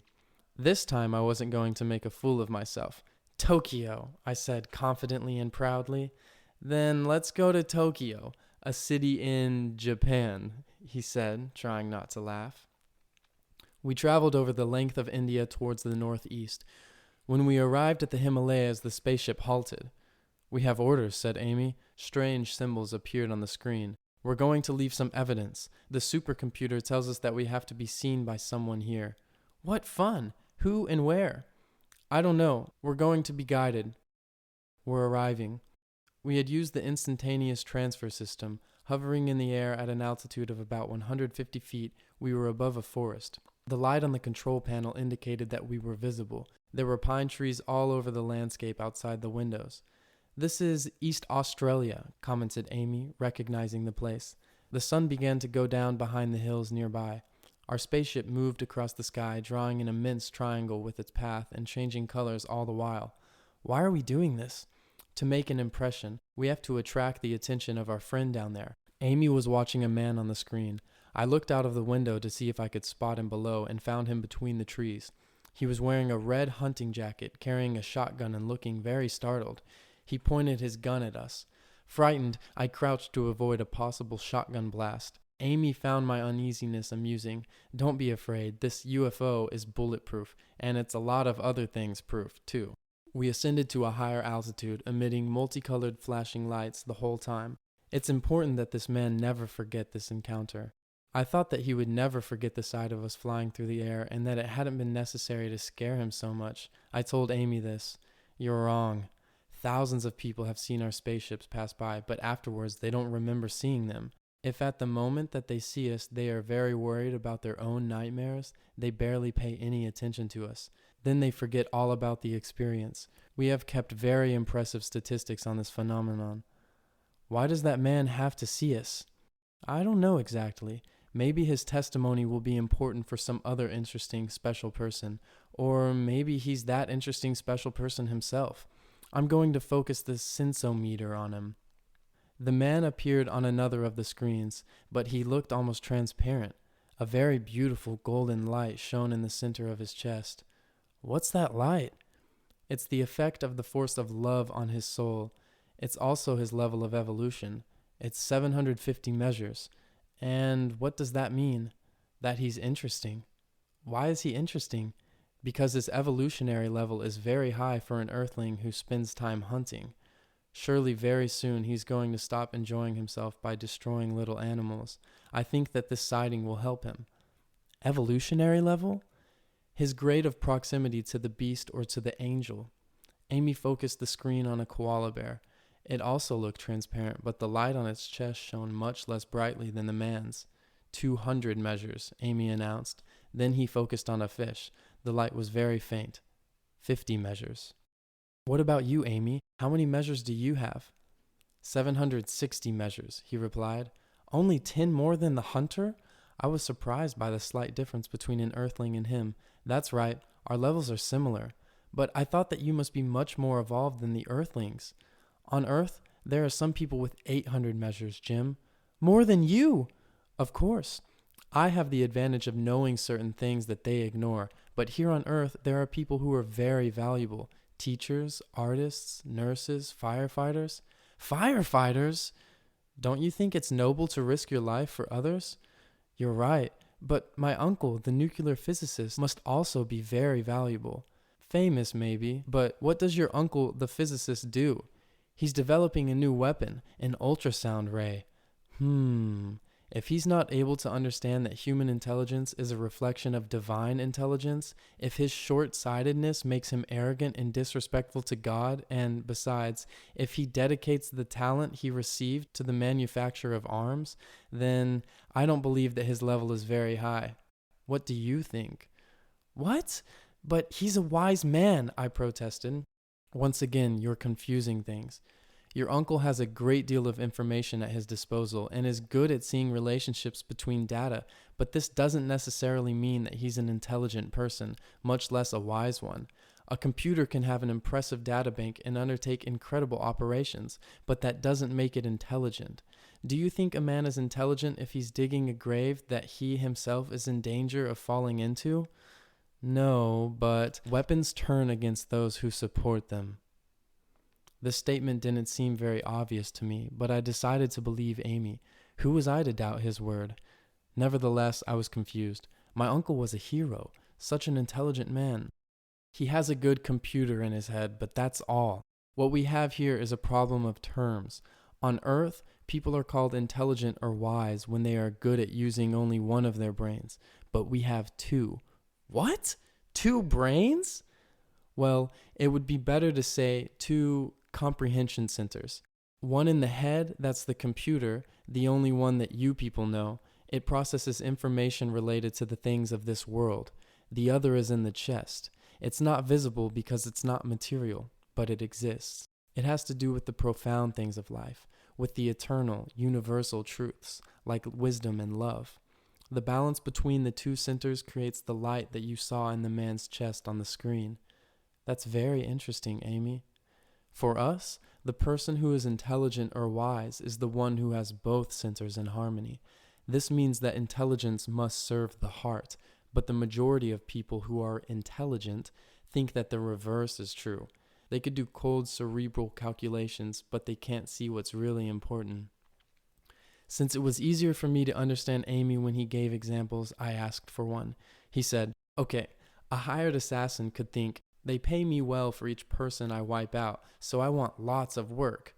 I started laughing because Amy was making faces like a crazy person while he was saying that. People like that only see the superficial, the money, but they don't see what's profound, the suffering that they cause. They have a lack of balance between their head center and their heart center. Now I understand better.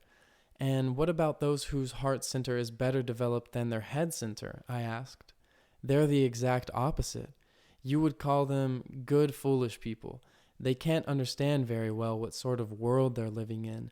That makes it easy for others, the bad, intelligent people, to make them do harm while they think they're doing good. And that doesn't work either.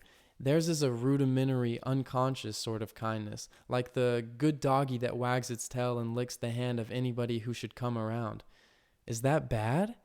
Well, sometimes those good, imprudent little doggies wind up destroyed by other top dogs that aren't so good. The affection of someone who does not reason clearly cannot become true love. And what's needed to be converted into true love? Sentiments must be illuminated by intelligence to convert into true love, and intelligence must be illuminated by sentiments to convert into wisdom. I understood that he was right. I remembered all the bad news on television and saw that in all the cases when human beings made other people suffer or killed them, there had been a lack of balance. Then sentiments and love are not the same thing? Not always, Jim. But you people confuse the two and sometimes call love sentiments that have not passed through intelligence, like the affection of a dog for her puppies or of a fanatic for his faction. True love is something else. It always needs the presence of light, of mental clarity. I understand, Amy. The evolutionary level is also the love-wisdom level. In other words, it's the product of intelligence plus affect. This is why intellectual development must harmonize with emotional development. This is the only way that a truly intelligent or wise person can be produced. This is the only way that the interior light can grow. What about me, Amy? How many measures do I have? I can't tell you that. Why not? Because if your level is high, you'll become vain. Oh, I understand. But if it's low, you're going to feel very bad. Oh. Unearthly pride extinguishes the interior light. I don't understand. I thought that pride was good. Satisfaction in bettering yourself or doing a good service to others is a healthy pride, but the kind of pride that makes us look down on others is unhealthy. We have to attempt to be humble. God is so humble that, in spite of having created everything for us, He doesn't let us see Him, only His creation. Look, we're leaving now. We had instantaneously returned to the Himalayas. Chapter 7. Sightings. We were advancing towards a distant ocean, and in a few seconds we were flying over it. We crossed it, and then some islands appeared below. We were above Japan and descended in the sky over the city of Tokyo. I thought we were going to see houses with pointy roofs, but what we saw most of were skyscrapers, modern avenues, parks, automobiles. "We're being seen," said Amy, gesturing towards the illuminated light on the control panel. People in the street were beginning to mill about, pointing above their heads to our location. Once again, the multicolored exterior lights went on. Our altitude was fairly high. We only stayed there for about 2 minutes. "Another sighting," said Amy, observing the signals that appeared on the screen. "We're going to be transferred again." Daylight was slowly fading. Only the stars remained twinkling outside the windows. Below there wasn't much to be seen. A small city in the far distance, a few lights, a road with a single car on it. I went over to the screen in front of Amy. The entire panorama appeared on it, perfectly illuminated. What hadn't been visible at first sight because of the darkness was very clear on the monitor. It was as bright as day, and I could see that the automobile was green in color and that there was a couple in it. We were at an altitude of 60 feet and, according to the control panel, we were visible. I decided that from then on I would take advantage of the screen. Its image was clearer than reality itself. When the vehicle had arrived a short distance from us, the driver stopped it and parked alongside the road. Its occupants got out and began to gesture and shout, looking at us with their faces contorted. "What are they saying?" I asked. "They're asking for communication, contact. They're a pair of UFO students, although in their case, their interest is a little extreme. We could say that they're something like extraterrestrial worshippers." "Communicate with them, then," I said to him, concerned about the way they were acting. Then they knelt and began to pray, looking up towards the spaceship. "I can't. I have to obey the strict orders of the aid plan. Communication isn't established whenever anyone may happen to desire it, only when it's decided from above, unless someone knows how to make the request as it should be done. Besides, this couple consider us gods." "What's wrong with that?" "Only God must be considered as God. Worshipping any of the creatures of the universe as if they were God is confusing the fruit with the tree." "And that's serious?" It's not very serious for someone who doesn't know much about these things, but it would be very serious if we attempted to usurp God's place in the misplaced religiosity of those persons. If they were to consider us as brothers and sisters who were more advanced, that would be another matter. I thought that Amy should show this couple that they were wrong. He knew what I was thinking and said, "Jim, we can't go around correcting the errors of the inhabitants of all the non-evolved worlds in the universe, especially when they already have scriptures and religions that are there to clarify many things. What those two people are doing is nothing compared with other mistakes that are being made in these worlds, and we can't intervene there either, even though horrible things are happening. At this very moment, many people are being killed and tortured on many planets, including this one." "And you guys can't do anything?" "No, Jim, we can't." I found this a good time to bring up something that had always bothered me. Sometimes I think that God isn't so good, Amy. How can he permit these things to happen? He stood up and, looking through the window towards the sky, said, "It's all a matter of evolutionary levels, Jim. Just as different people have different evolutionary levels, so do planets. This world of yours is not very evolved, but there are others that are even less advanced. Millions of years ago, the struggle for survival was very cruel here on Earth. Everything was aggressive, poisonous. Everything had claws and fangs, but those creatures were adapted to that environment, and to them life didn't seem especially cruel. They didn't see any problem in tearing other creatures to pieces. And God invented such a loving system? I've already told you that we can only appreciate the light when we've known the shadows, and I've explained to you that those beings don't have your sensibility. Because of that, you don't live in a world like theirs, nor did they live in a world like this one." Amy wasn't succeeding in convincing me of God's kindness. But today, because a more advanced level of evolution has been achieved in this world, there's a little more love and wisdom. For just this reason, life is not as hard as it was before, but it still can't be said that this is an evolved world. Much brutality still exists here. At this very moment, fish are eating each other alive under the sea, but because their consciousness is so tiny, they're hardly aware of it. Anyway, that's really cruel. Maybe it seems cruel to you, but it doesn't to the fish, and you're not living on the bottom of the sea, but there are other creatures who have greater consciousness and still do frightening things right here in this world, and they don't do them just to eat. Amy adjusted some controls and scenes of war appeared on a screen. From some tanks, soldiers were launching rockets against some buildings, destroying them and everyone who lived in them. This is happening right now in a country on Earth, but we can't do any more than what we're doing. In the evolution of each planet, country, or person, we must not intervene any further than what's permitted. Images of collective executions by firing squad appeared on the screen. "Could you turn off that television? I feel awful when I see anything that cruel." "It's terrible, Jim. But since no one disappears forever, since souls who love each other find each other again, everything is a learning experience. In my other lives, before this one, I was a beast and I died when I was destroyed by other beasts. Later I was a human being, but one with a low evolutionary level. I killed and was killed. I was cruel and received cruelty in return. I've passed through many existences. That's how, little by little, I've learned to live a life that's more gentle and benign. Now my life is better, but I can't go against the evolutionary system that God has created. That couple is violating a universal law when they compare us to someone as great and as majestic as God. They're taking their sentiments of veneration and love away from the Creator and directing them towards us.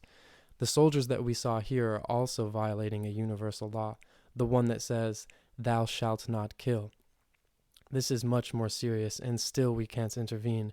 But don't think that those who are suffering are doing it because of the cruelty of God. No, that's not what's happening. The universal intelligence takes charge of seeing that each one receives what he or she deserves. Perhaps those who are hit by a bomb today were brutal to others in an earlier life, or maybe it was this one, just like those soldiers.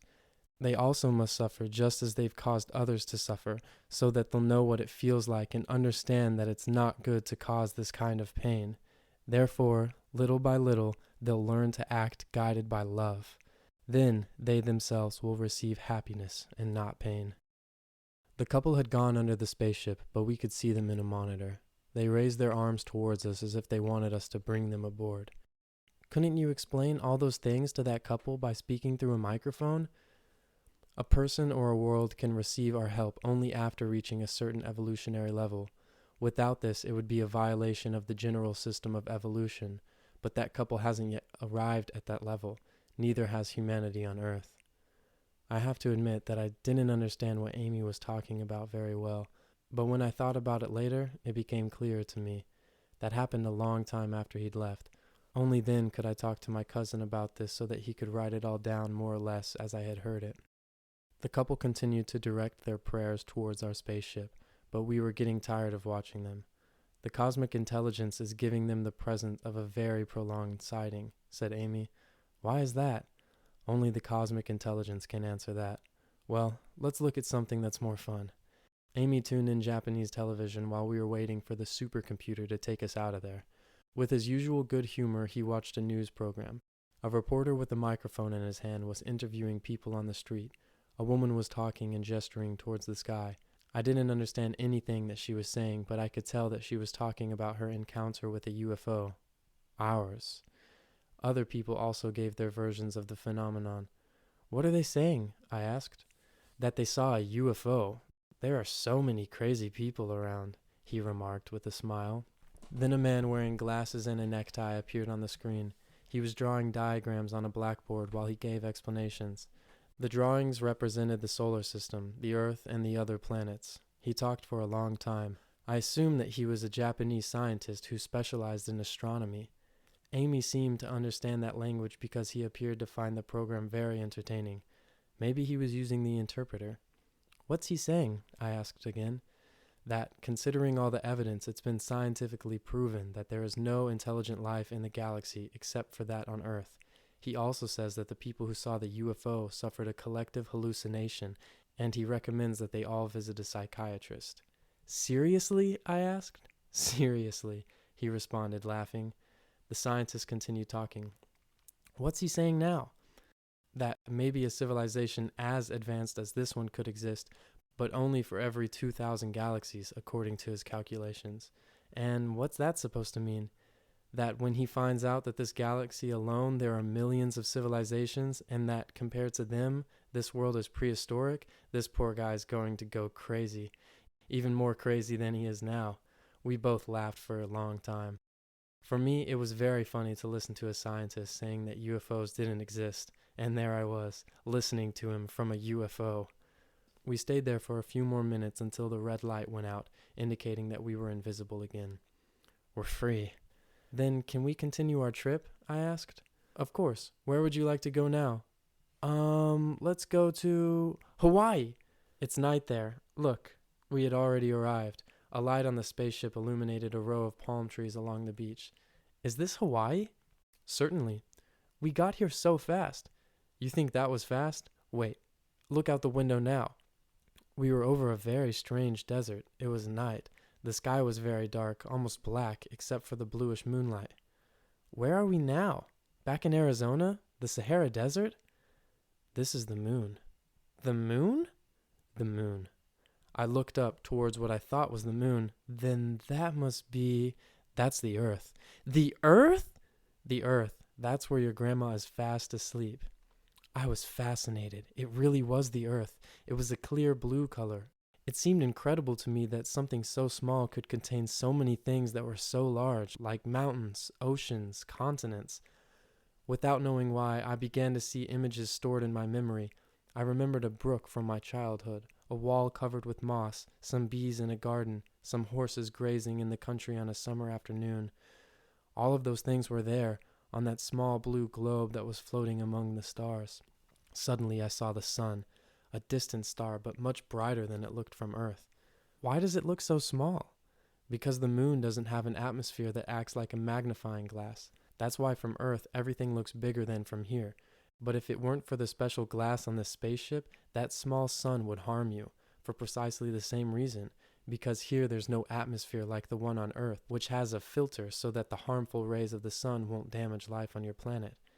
Is that filter the ozone layer, the layer that's disappearing because of the contamination of our air? That's right, Jim. That's one of the outcomes of a high level of technology and a low level of wisdom and kindness. The laws of universal life always end up being violated. This is what happens when the intelligent people consider earning money the most important thing in life without bothering to think of the consequences in their own lives and even in the lives of their children. Do they seem very intelligent to you, Jim? To me, this way of thinking had always seemed normal and good, but now that Amy was showing me the other side of the matter, I wasn't so sure. No, they're stupid, I said, really upset. Amy started to laugh. I didn't like the way the surface of the moon looked. It seemed prettier from Earth. It was desolate, gloomy. Can't we go somewhere that's prettier? Inhabited? Asked Amy. Of course, but not by monsters. Then we'll have to go far away. He moved the controls. The spaceship vibrated gently. The stars lengthened into luminous lines. Then outside the windows appeared a luminous white mist twinkling with lights. What's happening?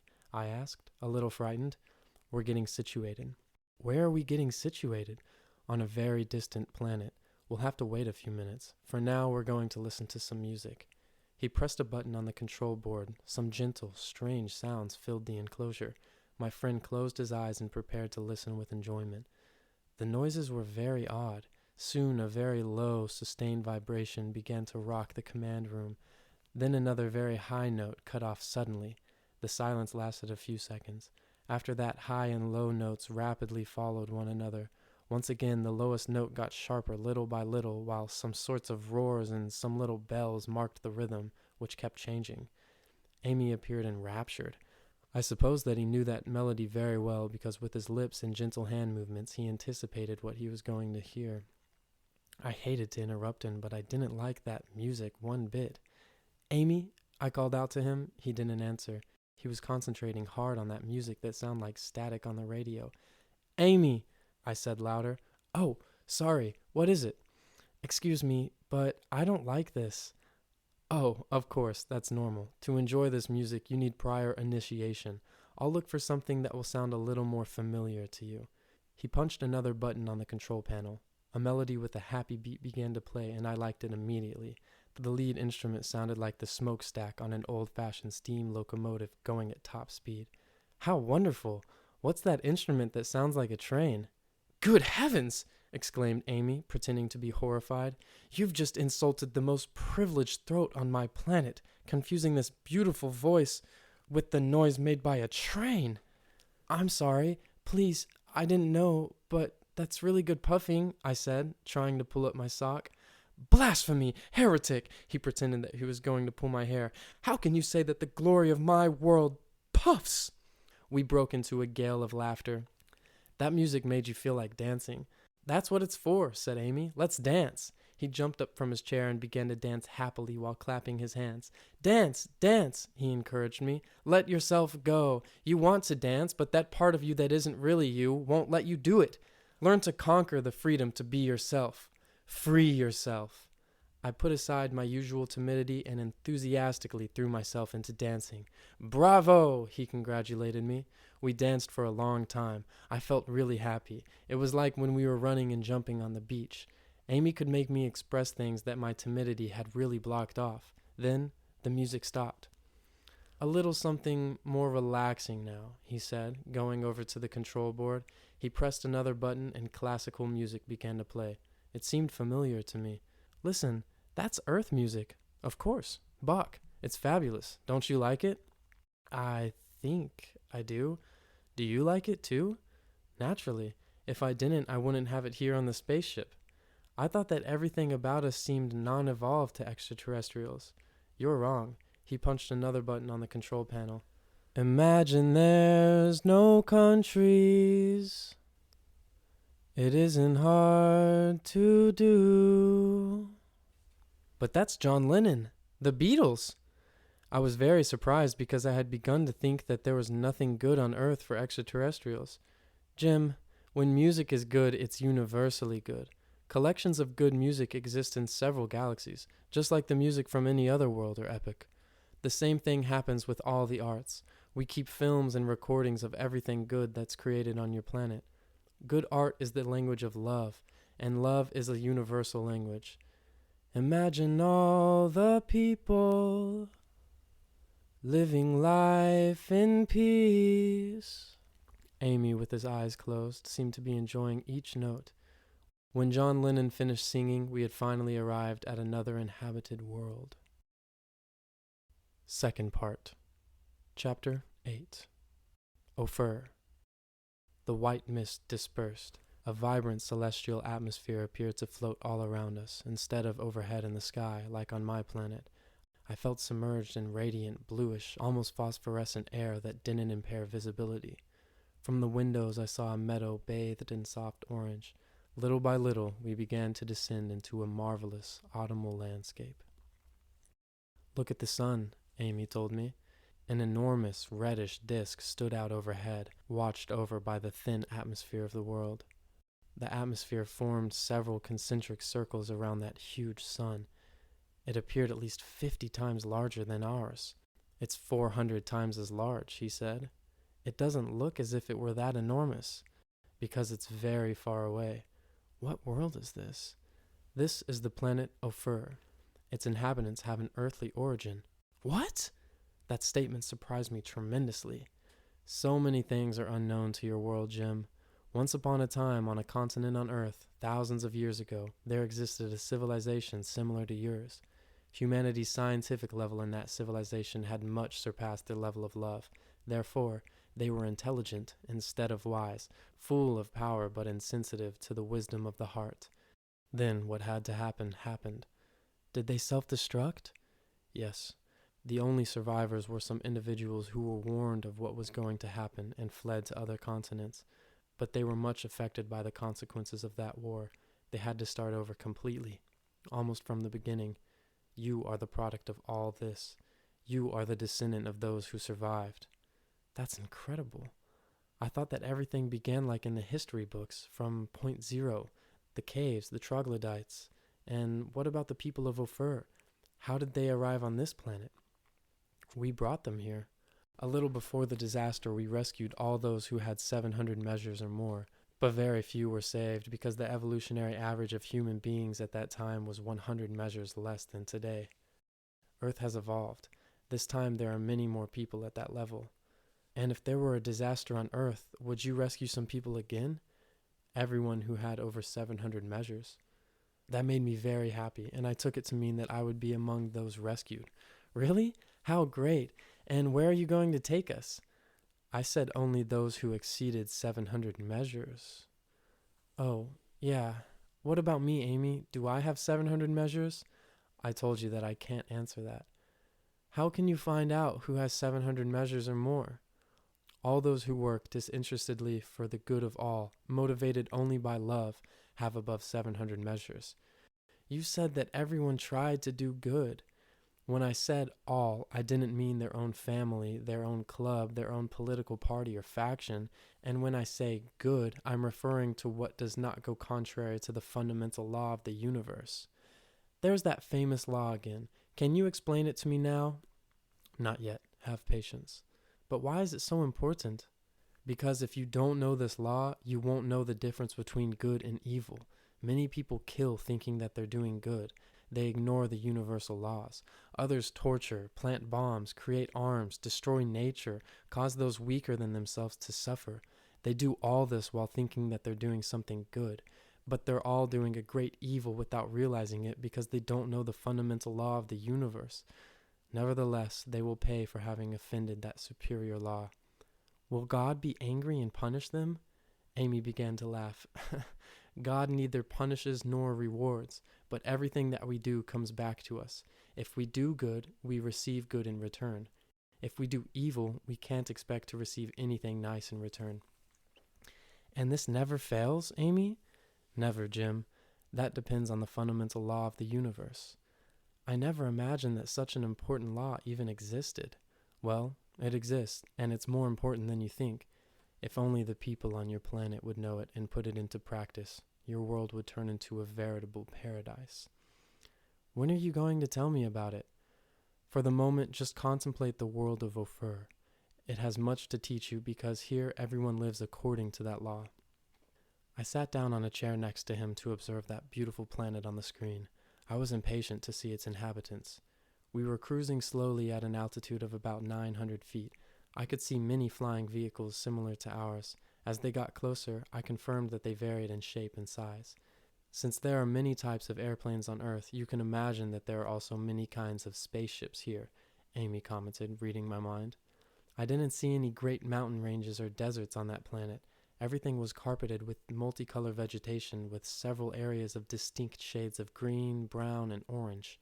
There were many hills, lagoons, rivers, and lakes with very luminous sky blue water. All that nature looked something like paradise. I began to distinguish some buildings that formed circles around a principal structure. There were many pyramids, some built like stair steps, others smooth, with triangular or square bases. But what was abundant were semi-spherical houses of several light colors, with white predominating. Then the inhabitants of the world began to appear. From the height of the spaceship, I saw them traveling on roads and playing in rivers and lagoons. They looked like humans, at least from a distance. They all wore white tunics. Only some details on the tunics, like the fringe on the borders or the belts, were other colors. There were no cities to be seen. There are none on Ofer or any other evolved world. Cities are a prehistoric way of living together, Amy said. Why? Because they have so many defects. One of them is that too many people living in the same place produces an imbalance that has an effect both on them and on the planet. On the planet? The planets are living beings with greater or lesser evolution. Only life produces life. Everything is interdependent. Everything is interrelated. What happens to the earth affects the persons who inhabit it, and vice versa. Why do too many people in the same place produce an imbalance? Because they're not happy all stacked up together, and the earth perceives this. People need space, trees, flowers, fresh air. Even the more evolved people? I asked, confused, because Amy was insinuating that advanced societies live in farm-style settings, and I had thought that it was going to be just the opposite. Artificial cities in orbit, immense fortress buildings, subterranean metropolises, plastic everywhere, just like in the movies. The more evolved people more than anyone, he responded. I thought that it was the other way around, that only savages lived in nature. If people on Earth didn't have it backwards, they wouldn't be in danger of destroying themselves all over again. What about these people on Ofer? Didn't they want to return to Earth? No. Why not? They had left the nest. Grown-ups don't return to the cradle. It's too small for them. As we approached some white, very modern-looking buildings that weren't very tall, we began to descend. On an evolved planet, this is what most resembles a city. It's a center of organization, aid, goods distribution, and cultural presentations. People come here occasionally to look for what they need or to attend some artistic, spiritual, or scientific event, but no one lives here. He stopped the spaceship at an altitude of about 15 feet and exclaimed enthusiastically, "Now you're going to meet your ancestors from thousands of years ago." "Are we going to leave the spaceship?" "Not in your dreams." "Why not?" "Because the viruses you're carrying could kill everyone in this world." "So why don't they hurt you?" "Because I've been immunized, but before I return to my planet I have to undergo a purification treatment." Many people were walking around. When one of them passed near the windows of our spaceship, something frightening dawned me. They were gigantic. "Amy, these aren't Earthlings. They're monsters." "Why?" he joked. "Because they're barely twice as tall as people on your world." "Twice as tall?" "A little more, a little less, but they don't feel like they're especially large." "But if you say they come from Earth and their people are only half as tall..." "I told you that the survivors on Earth were affected by radiation and by planetary imbalance. That altered their growth patterns, but at the rate they're going, in hundreds of years they'll reach their natural height. If they survive, that is." No one paid us the slightest bit of attention. They were slender, tanned people with slim hips and good posture. Some of them wore belts like Amy's. They all looked really calm, relaxed, and friendly. Their large, luminous, almond-shaped eyes reflected a profound spirituality and extended towards the sides of their heads. Not like Asians, like the people in Egyptian paintings. The ancient Egyptians, Mayans, Incas, Greeks, and Celts, among other people, share a common genealogy with the people you see here, Amy explained to me. These people arose from the remains of the Atlantis culture. These friends here are direct descendants of the people of Atlantis. "Atlantis? The lost continent?" I exclaimed. "I thought that was only a fable." "Many of your world's fables are more real than the somber reality they're living in." In general, the people were not walking alone. They were usually walking in groups. As they talked, they touched each other a lot. They were walking arm in arm or with their arm around each other's shoulder. Some walked hand in hand. Whenever they met or said goodbye, they were great displays of affection. They were very happy and definitely not worried about a thing. Just as I told you, they aren't worried. God willing, you'll learn to be like them. Why are they so happy? I asked this because on Earth, people in the streets looked so serious. Here it was completely different. They all looked as if they were at a party. Because they're alive. Is that such a small thing to you? And they don't have any problems? They have challenges, not problems. Here, everything is fine. My uncle told me that life only has meaning when there are problems to solve, and that a person with no problems would shoot himself. Your uncle was talking about problems for his intellect. As it happens, he has activity in only one of two centers that I mentioned to you. Your uncle is simply intellectual activity on two legs. The intellect is a computer that can't stop functioning, at least as long as the other center, the emotional one, is underdeveloped. Sometimes the intellect can't find any problems to solve, no puzzles, and at the same time the emotional center can't make the connection with real life. That person could go crazy and think about shooting himself. I felt that he was talking about me because I was always thinking too. What's that connection with real life like? What more is there besides thinking? Perceiving, enjoying what you see, listening to the sounds, touching, breathing consciously, smelling, tasting, feeling, observing life with new, fresh, innocent eyes. Are you happy right now? I don't know. If you'd only stop thinking for a moment, you'd be happy. Just imagine, you're in a spaceship in a world light years away from Earth. You're contemplating an evolved planet inhabited by people from ancient Atlantis. You're really a privileged Earthling. How many people would love to change places with you? Instead of thinking such nonsense, look around, take advantage of this moment. I felt that Amy was right, but I still had one doubt and expressed it. Then thinking isn't good for anything? A typical Earthling conclusion, he laughed. If it's not the best, then it must be the worst. If it's not white, it simply has to be black. If it's not perfect, it's demonic. If it's not God, it's the devil. Mental extremism. He made himself more comfortable in the chair. Of course, thinking is good for something. Without thinking, you would be like a vegetable. But thinking isn't the maximum human possibility. You enjoyed the second piece of music, right? Yes, because I liked it. You see, liking is a form of loving. Without love, there is no enjoyment. We're seeking to love everything, to live in love, so we enjoy ourselves more. You didn't like the moon. I did. I enjoy myself more and I'm happier than you are. Then love is the maximum human possibility? Now you have it, Jim. And do they know this on Earth? Do you know it? Did they teach you that in school? No. They're only on the intellect, ideas, reason, thinking, rationality. That's why those who think a lot are called wise, but they forget the wisdom of the heart. But how come something so simple escaped them? Because they're using only one of the two centers of comprehension. Because reasoning can't experience love. Some people think that sentiments are something primitive and that they should be replaced by intelligence, by cold logic. Then they develop theories that justify war, terror, cruelty, and the destruction of nature. Now your humanity is in danger because of these oh-so-intelligent thoughts and these oh-so-brilliant theories. You were right when you said that on Earth we think backwards about everything. Then just observe the world of Ophir for a while. Here things are more frontwards. The lack of sleep, all the day's emotions, and Amy's new teachings had worn me out. Outside the windows I could see gigantic people, stylized buildings, immense children, flying in earthbound vehicles, but I was so tired that I was losing interest in everything. Do you know how old that man is? Amy asked, referring to a man who was near the spaceship. He seemed to be about 60. He had white hair, but he didn't look elderly. He looked young. About 60? He's about 500 years old. I felt dizzy, exhausted. My head was about to explode. Know what, Amy? I'm tired. I need to rest, sleep, go home. I don't want to know anything more right now. I feel sick. I don't want to see anything more. Information indigestion, Amy joked. Come on, Jim. Lie down here. He took me over to one of the reclining chairs, lowered it, and transformed it into a soft divan. I felt myself comfortable on it. He put something behind my head and I fell asleep instantly. I let myself go and slept soundly for several hours. Chapter 9. The Fundamental Law. I awoke fresh and rested, full of energy, feeling like new.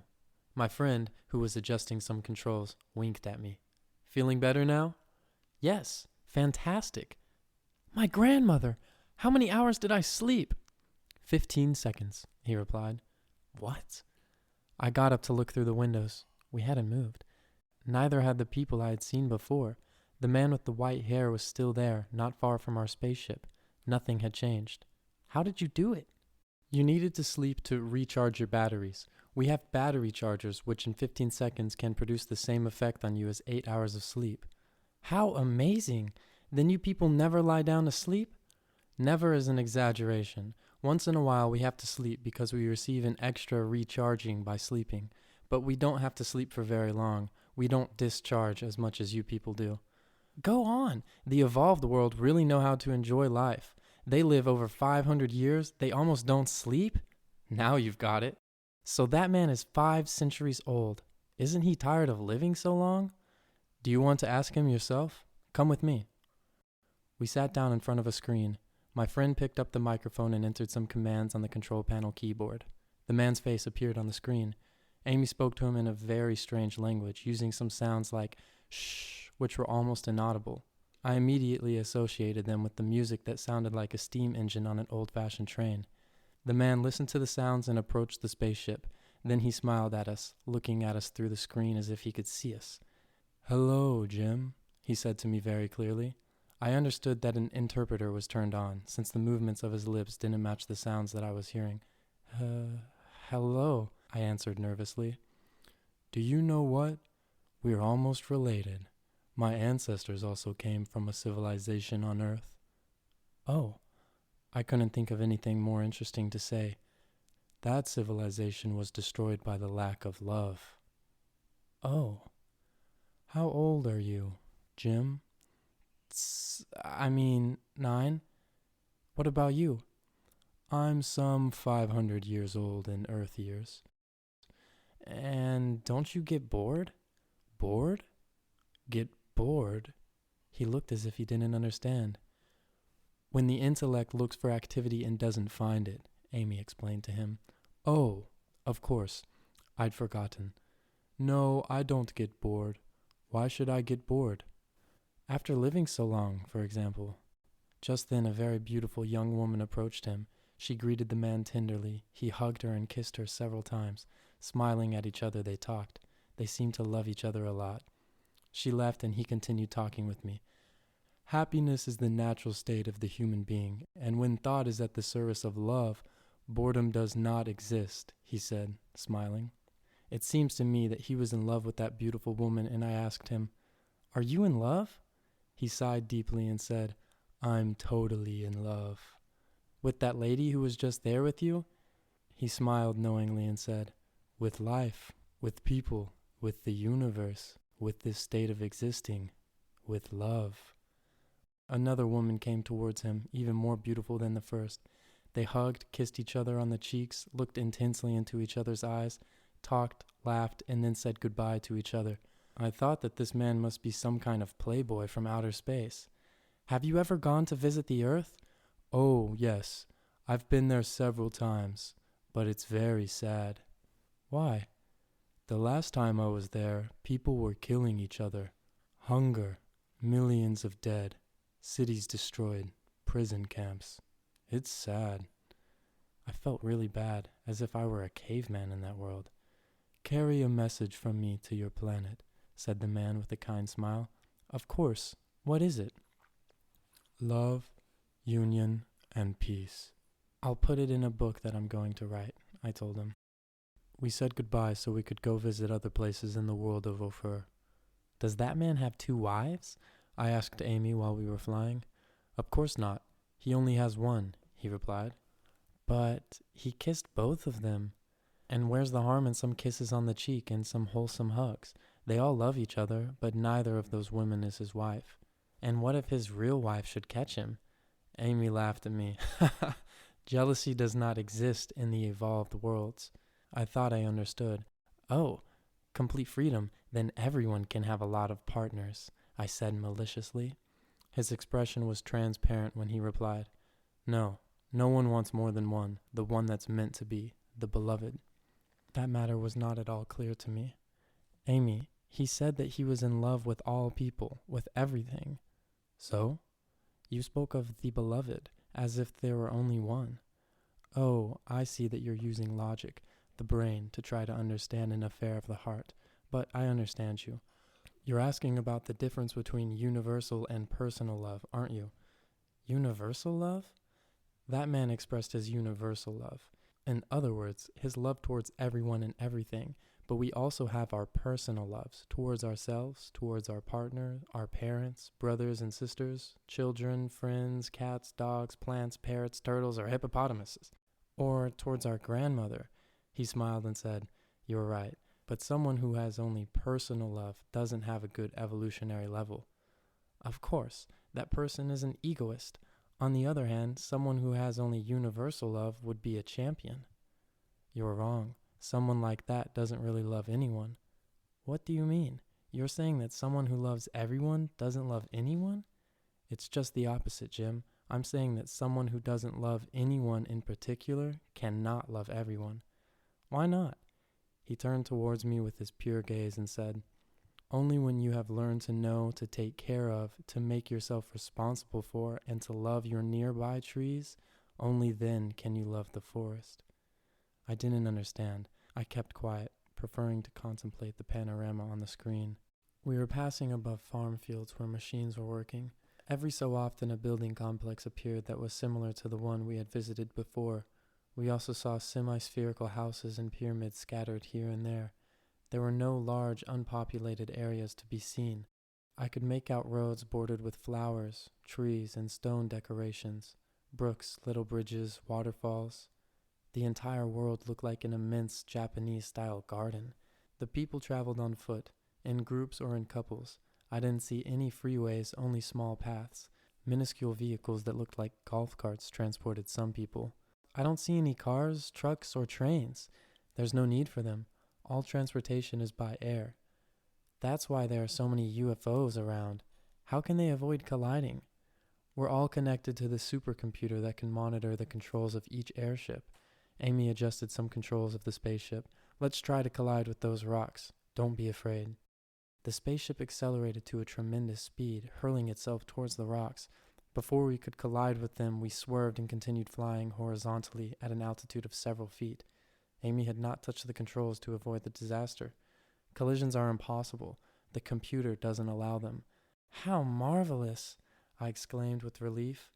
A little later, I wanted to find out which country in that world was the most important. How many countries are there in Ofer? None. Ofer is an evolved world.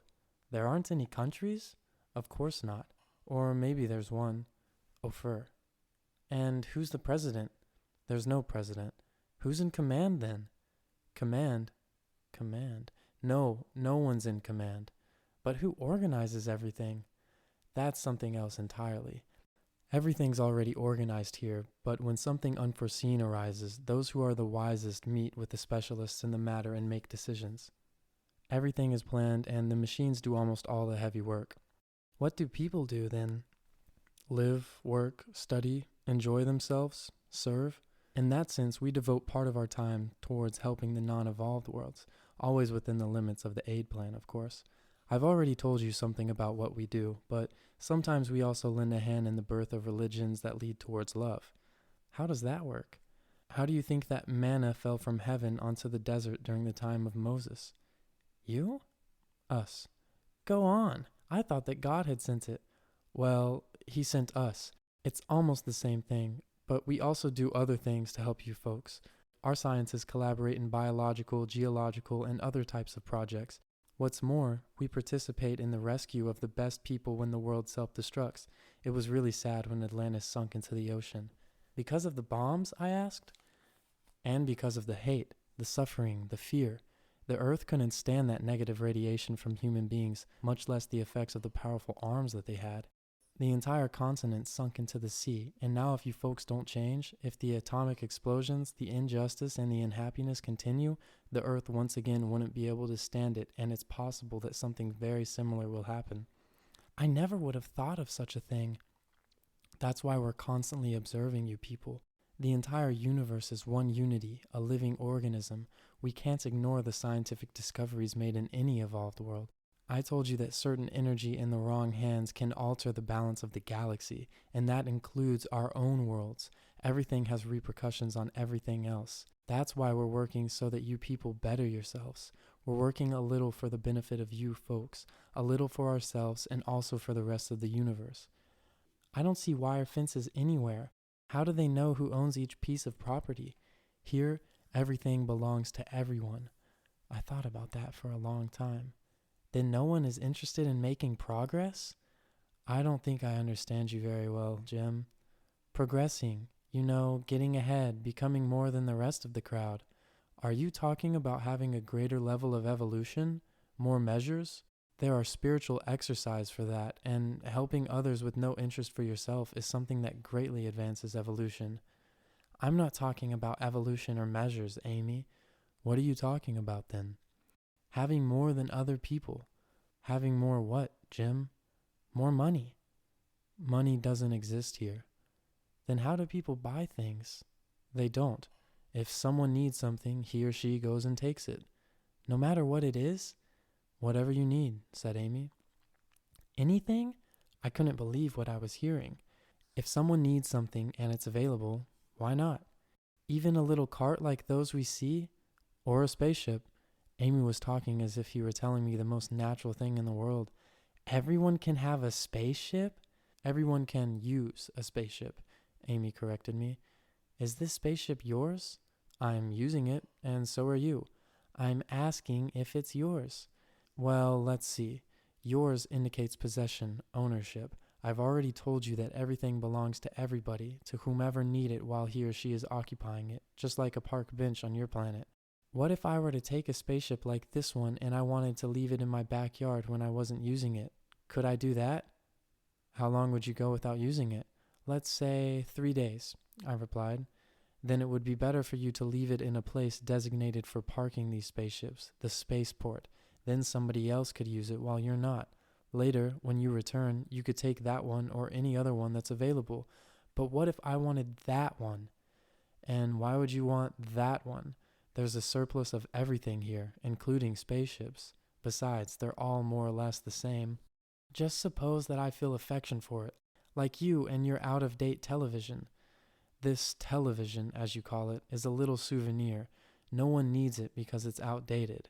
When I don't want to keep it anymore, I'll give it up so that those who work with this kind of instrument can decide if they'll take it apart, modify it, or throw it in the garbage. Or I can keep it all my life. It's not something that's useful to the public. But if you wanted to keep that same spaceship, that would be a very strange whim because you didn't build it. And besides, as I told you, there's spaceship surplus. But if you insist upon always using the same spaceship, you'll have to wait for it to arrive, for it to be available. But what if I always wanted to use that same spaceship, if I wanted it to be for me and no one else? Why don't you want anyone else to use it? Amy asked. Let's suppose that I don't like other people using my things. But why not? No one has contagious diseases here. But just imagine that I like for my things to be mine and no one else's. That would be unhealthy possessiveness. Egotism. It's not egotism. What is it then? Generosity? A spirit of cooperation? Amy was laughing. So I have to share my toothbrush with everybody? Mental extremism again. You don't have to share either your toothbrush or your other personal items. There are millions of them here, a surplus. No one is enslaved to them, but not to want to share a spaceship? Besides, in the spaceport, it's overhauled by the machines in charge of doing that. It's repaired when necessary. You don't have to do any of that yourself. That sounds good, but I imagine that it's a little like going to a boarding school. Everything mandatory, everyone watched. You're wrong. Here everyone enjoys the fullest, most complete liberty. But aren't there any rules, laws? Yes, there are, but all of them are based upon the fundamental law of the universe and benefit people. Are you going to tell me about that blessed law now? Later, have patience, he smiled. What if I violate some rule? You'd suffer. Would I be punished? Put in jail? No. Punishment and jails don't exist here. But if you do something wrong, you suffer. You punish yourself. Myself? I don't understand, Amy. Would you slap your grandmother? No! Of course not. What a thing to say. Imagine that you had slapped her. What would happen to you? I would feel terrible. I'd feel really sorry. I couldn't stand it. That's what it's like to punish yourself. You don't need for other people to punish you or put you in jail. There are things that no one does, but not because those things are against the law. You wouldn't hurt your grandmother. You wouldn't physically injure her. You wouldn't take her small personal possessions away from her. On the contrary, you try to help and protect her. Yes, because I love her. Here we all love one another. There are times when understanding something produces the interior equivalent of a flash of light in us. Amy's explanations had finally gotten through to me. I was able to understand what he had been trying to tell me. That world was not like mine. It wasn't a place of competition, fear, and distrust of others, rivalries, egotism. No, it wasn't like that. Humanity in that world was a big family in which everyone loved each other reciprocally. So they shared everything, always seeking happiness for each and every one of them. Now it seemed very simple to me. And all the evolved worlds in the universe are organized like this, Amy explained to me, happy that I had grasped the idea. Then love is the basis of organization. Yes, Jim, that's the fundamental law of the universe. What? Love, said Amy. Love? Love. I thought that it would be something more complicated. It's easy, simple, and natural. Nevertheless, for some people, it's not so easy to experience or express. That's what evolution's for. Evolution means approaching love, approaching the love wisdom that I mentioned to you before. That phrase produced another flash of light for me. Evolution means approaching love. Of course, I exclaimed. The most evolved beings experience and express more love. The measure of a being's greatness or smallness is determined only by the measure of his or her love. That seems very logical to me now, Amy. Why is it so hard for us to love? Because we have a barrier inside ourselves that impedes or puts the brakes on our best feelings. What barrier? The ego, a false idea about ourselves, a false me. The bigger the ego, the more it isolates and anesthetizes us, making us feel more important than anyone else. The ego makes us believe that we are justified in scorning, damaging, dominating, and using other people, even justified in having other people's lives at our disposal. Since the ego is a barrier to love, it impedes us from feeling compassion, tenderness, affection, fondness, love. The ego makes us unconscious to life around us.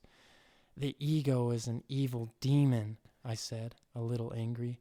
Amy laughed and continued his explanation. The ego was conceived as protection for creatures who have to live in environments that aren't very evolved, in worlds where the law is every man for himself. In these planets, the ego helps people survive. But when a planet needs to begin another stage of evolution so as not to destroy itself, like your planet, where the collective is beginning to have more importance than the personal, then there's no longer any justification for an excessive ego. The ego is transformed into an obstacle to the evolution of the person and of his world. Mark my words. Egoists are only interested in themselves and no one else. You're right. Egotists talk only about themselves. Egocentrics think that the universe revolves around them. Human evolution consists in diminishing the ego so that love and wisdom can grow. Then what you're saying is that we Earthlings have a lot of ego. That depends upon each person's evolutionary level. The greater the evolution, the less ego, and vice versa. Let's continue our travels, Jim. Chapter 10. Interplanetary Fellowship. A small, pretty stadium or amphitheater stood in a hollow in the meadow. There, many very strange beings were giving a performance for the public. At first I thought that those specimens were wearing disguises, but soon I understood that wasn't the case. There were some who were gigantic, even bigger than the people of Ofer. Others were shorter, almost dwarves. Some of them looked very similar to us, but others were very different. They had beautiful, strange gazes, large eyes, tiny mouths, and noses that were sometimes mere dimples. Faces that were olive-colored, rosy, black, very white, yellow, etc. I suppose that all these beings come from other worlds. What a brilliant deduction. How did you figure that out? Amy joked, because my observation was silly. Then he continued, each group is demonstrating dances from its planet. There were 5 performers from each world. Holding hands and forming a happy circle, they danced to a sound of a beautiful melody. A golden balloon was gently falling. When it descended near someone, that person batted it upwards again.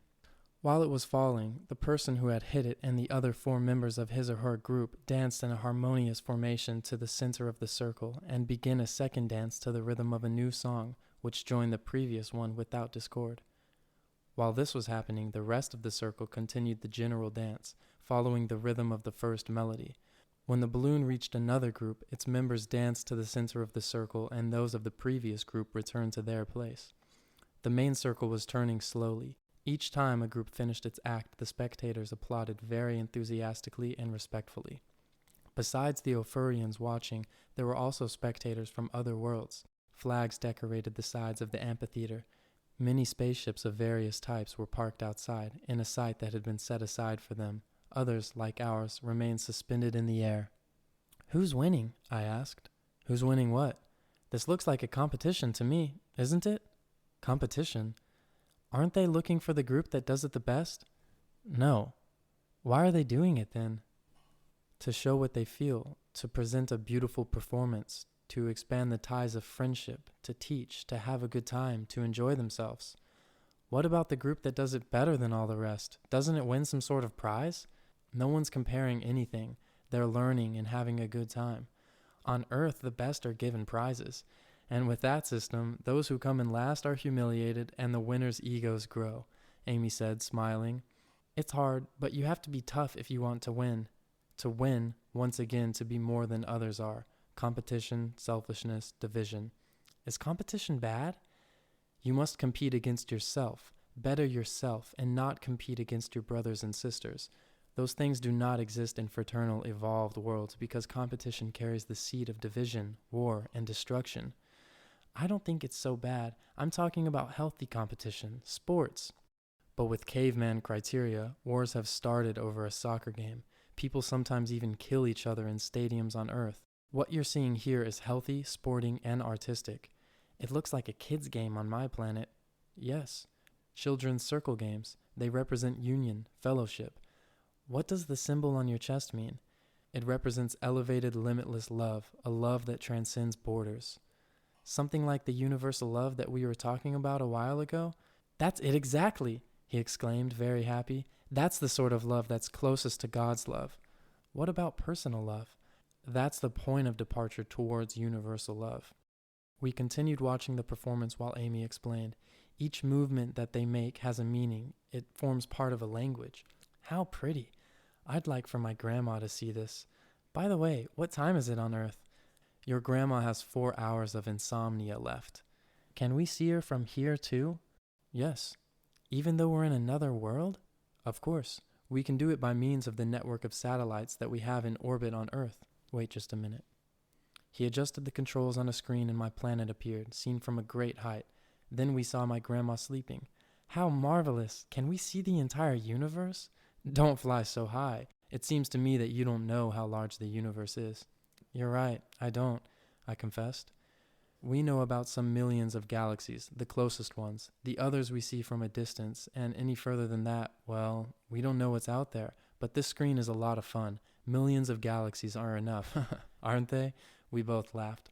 What's more, he continued, we can tune into the past of any world and any person and see what was happening at any moment of its history. The past? How can you do that? It's easy.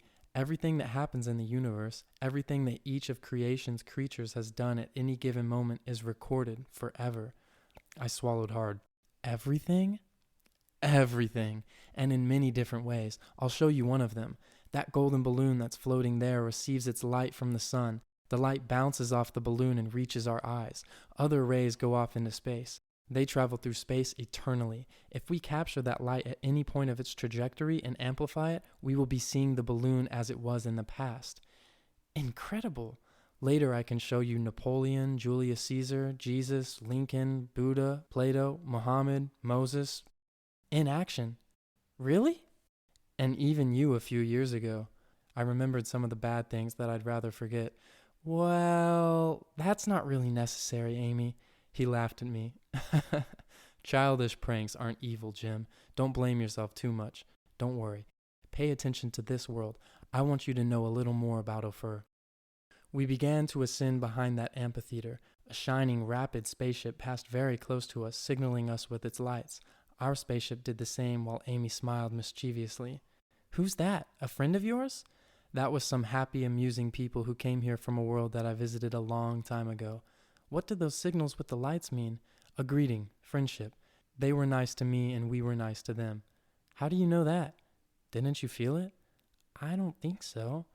That's because you're not observing yourself. If you paid as much attention to yourself as you do to what's going on around us, you'd discover a lot. Didn't you feel a certain happy energy when that spaceship approached us? I don't know. I think so. I was thinking that we might collide. You were worried as usual, Amy laughed. Look at that spaceship there. It's from my world. See how it's identical to this one? That's right. I'd like to visit your planet. I'll take you there on some other trip. Today, we don't have time. Promise? If you write the book, I promise. And can we travel to the past too? To the past too. And also to the beaches of Sirius? There too, laughed the space child. You have a good memory. And also to the planet that we're preparing as a shelter for those we'll rescue in case Earth is destroyed. Do you mean that destruction is inevitable? That depends on what you folks do to begin to live in harmony with love. And to form one single country, the Earth, right? It's not easy, but that's the way it has to be. Loving your own people is very good, but exaggerated regionalisms are a sign of short-sightedness. Excessive attachment to one place doesn't leave room to love other places, and the universe is very large. It gives shelter to many forms of life and intelligence, and everything was born of the same God. That's why we must think and love on a large scale, not like those people who think that the neighbors on their street are better than those on the rest of the streets in the world. You're right. We should live without borders. Let only the atmosphere be our border, I exclaimed enthusiastically. Not even that. The universe is free. Love is liberty. We don't need to ask permission to come to this world or to any other world that we want to visit. Do you mean that any of you can come to this world without asking for authorization? Or go to any other world in the universe? And the people here don't get mad? Why should that bother them? Amy was delighted by our dialogue. I don't know. It's hard for me to accept so many wonderful ideas. I'm going to try to explain it to you, Jim. The evolved worlds form a universal fellowship. We're all brothers and sisters, friends. We're all free to come and go as long as we don't harm anyone. There are no secrets among us. There are no wars between the galaxies and no violence. Violence is a characteristic of primitive worlds and the creatures that inhabit them. Violent beings create violent, unjust, merciless, competitive, inhumane societies where there is little fellowship. But there is no competition among us. No one wants to be more than his brother.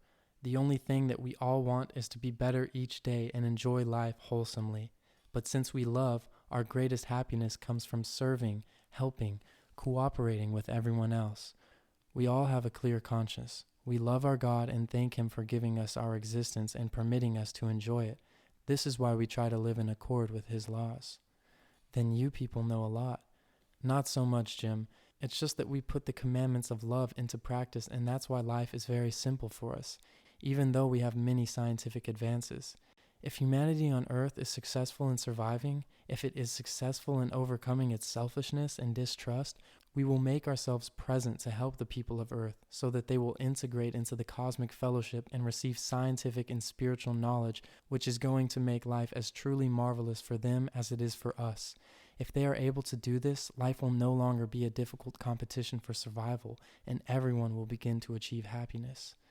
What you're saying is really beautiful, Amy, because it's the truth, and truth is beautiful. When you return to your world, write that book so that it will be one more voice, another grain of sand. When they read it, people will put aside their arms to live in peace, I said, very convinced. Amy began to laugh at me again, patting me on the head, but this time it didn't bother me because now I didn't consider him a kid like me. Now I thought he was someone better than me. How innocent you are. Don't you see that people live as if they were enemies? They're terribly asleep. They think that everything is dangerous and ugly. But the truths of the universe aren't ugly. They're beautiful. Do you think a field of flowers is ugly? No, it's beautiful, I replied. If those who lead armies were the creators of flowers, they'd put bullets in place of the petals and inhumane rigid laws in place of the stems. Then no one will believe what my book's going to say? The children and those who can still look at the world with eyes of a child will believe you, but the adults think that only horrible things are true. They think darkness is light and vice versa. Their loss, I said, a little troubled. But children, no matter of what age, intuitively know that the superior truths are beautiful and peaceful. They will contribute to spreading our message, which will arrive through you. It's part of a process. We do our part by offering our help, by serving. Now all of you will have to make an effort to better yourselves. What if no one pays attention and they destroy the world? We'll have to do the same thing that we did thousands of years ago. Rescue those who have a good level, I said. That's right, Jim. And do I have 700 measures? Once again, I tried to find out. I told you that those who do something for the good of all have a good level, and those who are able to do something but don't do anything, those who are indifferent or believe that they benefit from the injustices, are the people who lack love and don't have a good level. Then, as soon as I get home, I'm going to sit down and write, I said, a little frightened. Amy laughed at me. Chapter 11. Under the Water. We approached an immense sky-blue lake. Sail and motorboats skimmed over the surface. On the banks, people were having a good time playing in the water and on the beach. I really felt like diving into that refreshing crystalline world. But you can't do that. Because of my germs. Correct. There was a dock where people were freely taking any of the aquatic vehicles. Luxurious yachts, small rowboats, pedal boats, or motorboats.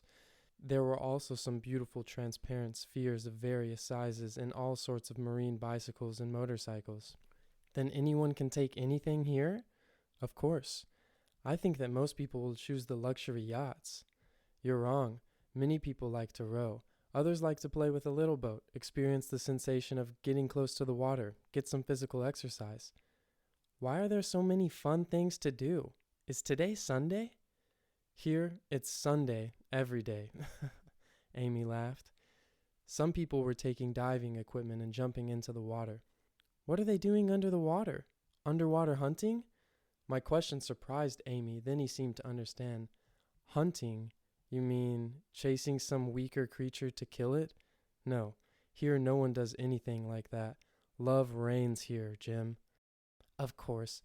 I should have imagined that. Then what are they doing under the water? Exploring, moving around, enjoying life. Do you want to go to the bottom of the lake? But you said that I couldn't leave the spaceship. Amy didn't say anything as he smiled, set off for the lake, and submerged our spaceship. It was very beautiful to see that underwater world appear. Many people and vehicles were in motion below the surface of the waters. Most people were using those transparent spheres. A boy wearing diving goggles, flippers on his feet, and a little oxygen tank passed near us. When he saw us, he swam over to our spaceship and pressed his nose against the glass of one of the windows, making a silly face. Amy laughed. I thought that if I'd been diving off a beach in my world, I wouldn't have approached an underwater UFO so confidently. At the bottom of the lake appeared an enormous transparent cupola with multicolored lights. Inside that big bubble was a sort of restaurant. I could see little tables, an orchestra, singers, and a dance floor where some people were dancing to the beat of a happy song. Others clapped their hands while they watched from their tables, which were covered with dishes of ice cream, food, and drinks. You don't have to pay there either? You don't have to pay anywhere, Jim. This is better than going to heaven. Well, we are up in the sky, aren't we? Little by little, it was becoming more clear to me that it must be marvelous to live in a world like that one. You have to earn that, said Amy. Slowly we continued moving forward at the bottom of that lake, which was full of strange fish and plants. Some pyramids appeared, towering over the algae and coral. What's that? Is that Atlantis? I asked, astonished. They're underwater life investigation centers, Jim. Are there any sharks around here? No sharks, snakes, spiders, or wild animals. Nothing aggressive or poisonous. This is an evolved planet. That's why it no longer has crude species, far removed from love like those. They're in the worlds that deserve them. What do evolved fish eat? The same thing that cows and horses eat on your planet, vegetables. In worlds like this one, no one kills in order to live. No animal eats another one. That's why you don't eat meat. What are you trying to say? I hadn't wanted to say anything offensive, but Amy was laughing. Of course we don't eat cadavers. How awful. How cruel it is to kill those little chickens, pigs, and cows. Don't you think so? When I heard him say this, it seemed cruel to me too. I decided to stop eating meat. Speaking of food, I said, feeling that my stomach was empty. Are you hungry? Very. Isn't there some extraterrestrial food around here? Of course, of course. Look for it back there. He pointed to a cupboard behind the command chairs. I lifted a roll-up top and discovered a small pantry full of jars marked with strange symbols. They were made of a material that looked like wood. Bring the widest one. I didn't know how to open it. It seemed to be hermetically sealed. Amy laughed at my confusion. Press the blue spot, he said. As I did that, the top opened easily, uncovering some amber-colored, almost transparent fruit that looked like walnuts. What are these things? Eat one. I picked one up. It was soft, like a sponge. I tested it with the tip of my tongue. It had a very sweet taste. Eat, man, eat. It's not poisonous. Amy was watching everything I was doing. Pass me one. I offered him the package. He took one of the fruits, popped it in his mouth, and ate it with obvious delight. I bit mine a little and tasted it carefully. It tasted like peanuts, walnuts, or hazelnuts. The flavor was very delicate. I liked it. I was getting more confident. The second mouthful seemed exquisite. They're delicious! Don't eat more than 3 or 5 of them. They have too much protein. What are they? It's a kind of honey, laughed Amy, from something sort of like bees. Now he was laughing even more. I like it. Can I take some to my grandma? Of course, but leave the package here and only take them to your grandma. Don't show them to anyone else. The 2 of you eat them all. Don't keep any of them. Promise? I promise. They're delicious. Not as delicious as some fruit on earth that I really like. Which fruit is that? They're called apricots. You like them? Of course. They're very much appreciated on my planet. We've tried to adapt them to our soil, but still haven't been able to duplicate that flavor. UFOs frequently appear in apricot orchards. Amy's laughter sounded like a baby's. You steal them? I asked, very surprised. Steal? What does that mean? He pretended not to know. Take something that belongs to someone else. Oh, attachment to the material world and belongs to again. All right then, we can't avoid the bad habits of our worlds. He was laughing again. And we steal 5 or 10 apricots. I thought he was funny, but I still didn't like something. Stealing is stealing, whether it's a piece of fruit or $1 million. I told him that. On Earth, why don't you let someone who needs something just take it without paying? Amy asked me mischievously, because he knew very well how absurd this question was. Are you crazy? No one would bother to work if they weren't going to be paid anything. Then you people have no love, just selfishness. You can't give anything if you're not going to receive something in return. He continued laughing at us, the Earthlings, but he had a special humorous, non-judgmental way of saying rough things. I imagined that I was the owner of a big apricot orchard. Some people came and took my fruit without paying anything. Next, along came a wise guy who took advantage of me by bringing a truck and carrying off all my fruit. I tried to protest, but as he drove off in his loaded vehicle, making fun of me by saying, "Why does it bother you that I'm carting off all the fruit? Isn't there any love in you? You're just selfish. You won't share. Ha ha ha."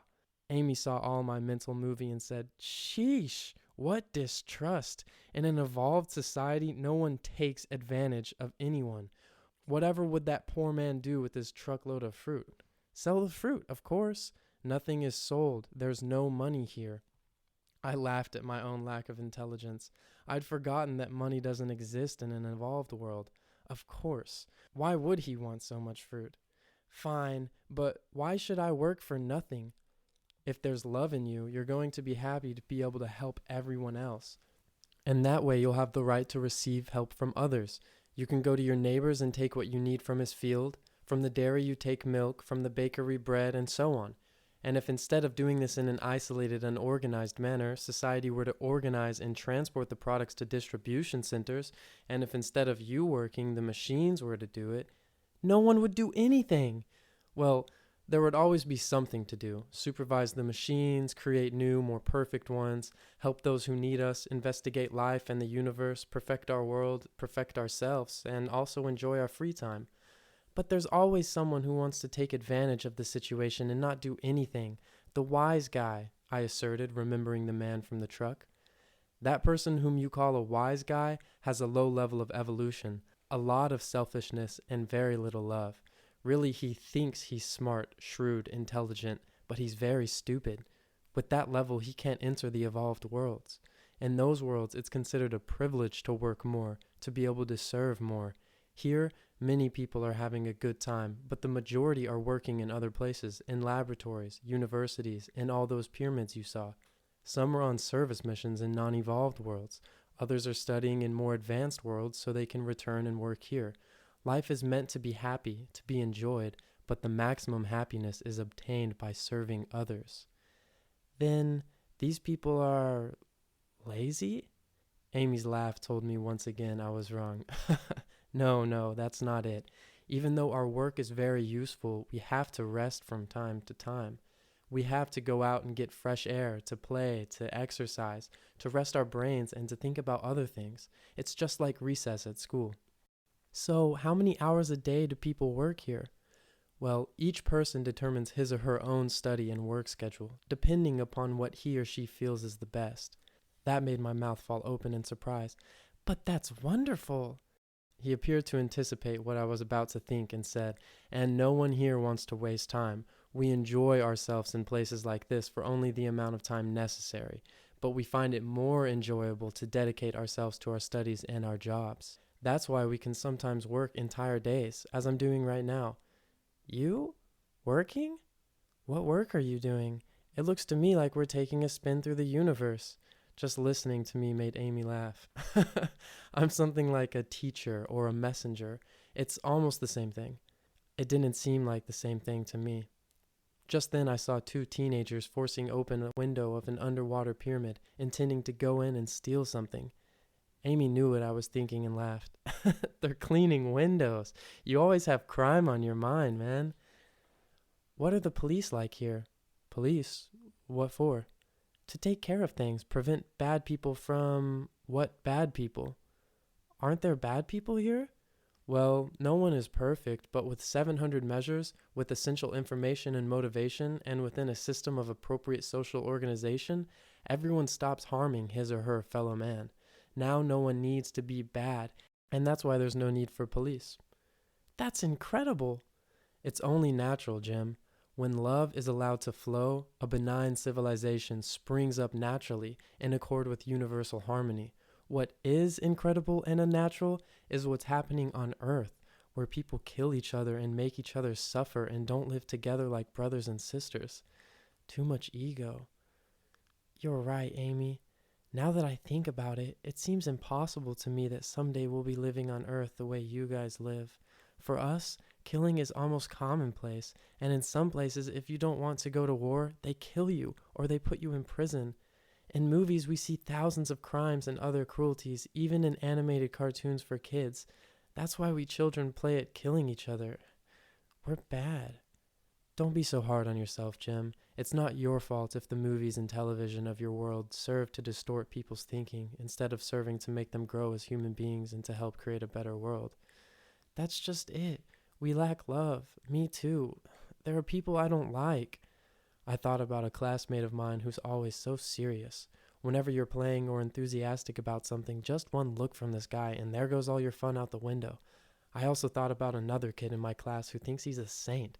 He says that the angels appear to him and that he'll go to heaven and the rest of us to hell. He's always condemning us because we're up to mischief or playing jokes. No, I definitely don't like him. Well, I don't find all the people in my world or in any other world extremely nice either.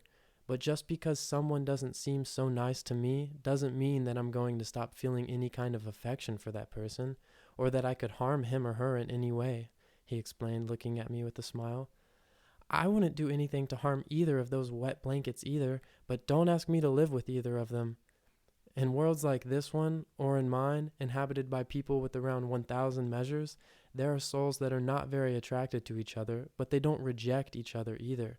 Here there is no friction. Everyone behaves him or herself, and the majority of them behave themselves especially well, but not everyone here has arrived at the same point at which you can't help but love everyone. We must try to achieve that beautiful step, but for the time being, that can't be demanded of either you people or of us. Then we earthlings don't have to be perfect? Now my little space friend was really laughing at me, but quickly he turned serious and explained. In non-evolved societies, mental extremism and myths are very typical, Jim. Can you explain that better? We all know that we must improve ourselves so that one day we can definitely meet God. That is perfection. One must pass through many lives to attain that. But there are those who don't understand that matter and believe that during earthly life they must arrive at that high, must achieve perfection itself, to be like God, and that destroys their desire to improve themselves, as if someone were to tell you that you have to swim from one continent to another. Oof, I'd be tired before I even got started. Of course. That's why it would be good not to set such impossible goals. It's better to think about improving ourselves little by little up to the point that we're capable of, but improving yourself also has something to do with improving our world. More and more I was beginning to understand that, according to Amy, to get close to God, it is very important to help the world and to help other people. And before I had thought it was all about praying and not doing bad things. What if someone goes up a mountain to look for God? Amy made himself more comfortable before answering. That's very good when everything's fine, but when others need your help, don't my prayers help them? If a guy is drowning in a river and you decide to pray on the riverbank instead of rescuing him, will God be pleased with you? He asked me. I don't know. Maybe my prayers would please him, and maybe he put you there precisely to save his life. I hadn't thought of that. What is the fundamental law of the universe? Love. Which of your attitudes shows more love? Praying while that guy drowns or trying to save his life? I don't know. If I'm loving God by praying, you don't understand. Let's look at it another way then. If you have two children and one is drowning in a river and the other dedicates himself to adoring your portrait and does nothing to save his brother, do you think that this is the correct attitude? No, of course not. I would rather 1,000 times over that he save my other child, but maybe God isn't like me. Maybe you think that God is worse than you, right? Perhaps you imagine him to be vain, interested only in being adored, indifferent to what happens to his other children. If you, who are imperfect, wouldn't act like that, how could he, who is perfect, be worse than you? I hadn't looked at it that way. God prefers a non-believer who helps his brothers over a very religious person with a heart that's dried up, someone useless for his world, interested only in his own salvation, evolution, or perfection. I didn't know that, Amy. Why do you know so much about God? It's very simple, Jim. God is love. So, whoever experiences love experiences God. Don't you think so? No, I didn't think so. I thought that Amy was making it way too easy to meet God. Feeling love is being with God? That sounds suspicious. Even the worst people have felt love sometimes. He was aware of my thoughts. It's precisely for that reason even the worst people know him, he said. And if they know him, why don't they know as much as you or behave themselves the way you do? Because they can't or don't want to stay in love as much as I do. From the heart, God is easily understood and known, but outside of love, all this knowledge is forgotten. That's why they, poor things, make so many mistakes. Why did you call them poor things? Out of compassion, of course. You should remember that offenses against love are paid off with a lot of pain. Oh, that's right. I'd forgotten that. But if it's deserved by bad people, I said with unconscious cruelty. He seemed to be bothered by this and took me by the arm, saying compassionately, "We all make mistakes, Jim." That's true, but some people take the cake. So much the worse for them. We should feel sorry for them. Not only do they have to live sad lives because life becomes very disagreeable when one acts against love, but they also will later have to suffer the pain that they themselves have been earning with their offenses against love. The poor things. I looked at him respectfully. I felt that he was a true saint, even though he said he wasn't. What's your religion, Amy? He looked at me with surprise. Religion, a word that comes from religare, to link up again, reunite, unite yourself with God, in other words, with love.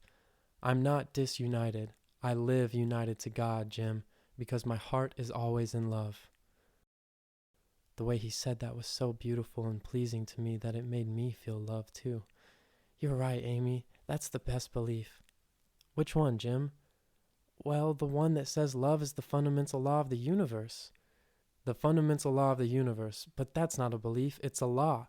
A universal principle proven scientifically and spiritually, because science and spirituality are the same for us. They'll be the same for you people too, when earthly science discovers that tremendous energy called love. I thought that was a superstition, asked Amy, laughing. Something like that. A good intention, maybe. You're wrong again. We're going to see some very special people now. Chapter 12. New Times. We left the water and, traveling rapidly, headed for the surface of the planet of Ofer. In a few minutes we had arrived near some buildings. We hovered in the air and, what I saw almost made me faint. Several people were flying. Some vertical and others horizontal. They were suspended high in the air with their arms spread open. All of them had their eyes closed and their faces radiated great sweetness, happiness, and concentration. They glided in immense circles like eagles. Amy turned on the sensometer and focused on one of them. Let's see what his level of evolution is. The man looked very transparent. The light from his chest was a marvelous spectacle, exceeding the limits of his body and sending out a sphere of light that surrounded and extended far beyond him. They are experiencing the most powerful force of the universe, the force of love, Amy explained to me. How can they fly? I asked, fascinated. Love elevates them. Oh. It's something like what we did on the beach, but they're the champs in the matter. They must have an incredible number of measures. These people have around 1,000 measures, but they're concentrating and they're able to exceed 2,000. These are spiritual exercises they're practicing. When they finish the exercises, they return to their usual level. This must be the most advanced world in the whole universe, I exclaimed. Amy laughed at me. You're wrong. This civilization is fairly common and ordinary.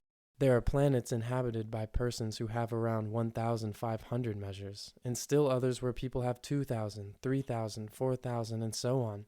But for the moment, you and I can't go to the other worlds that are even more elevated. They're inhabited by beings who exceed 10,000 measures, the solar beings. They're almost pure love. Solar beings? Of course, the inhabitants of the sun. I would never have imagined that, naturally. No one can look higher than the step above the one he's on. And they don't get burned? Amy laughed. No, they don't get burned. Their bodies are composed of radiant energy, not solid material. Let's go see that group that's over there. In the distance, about 50 people were sitting in a circle on the meadow. At first glance, they appeared to shine, like those who were flying. Sitting with their legs crossed and their backs straight, they were meditating or praying. What are they doing?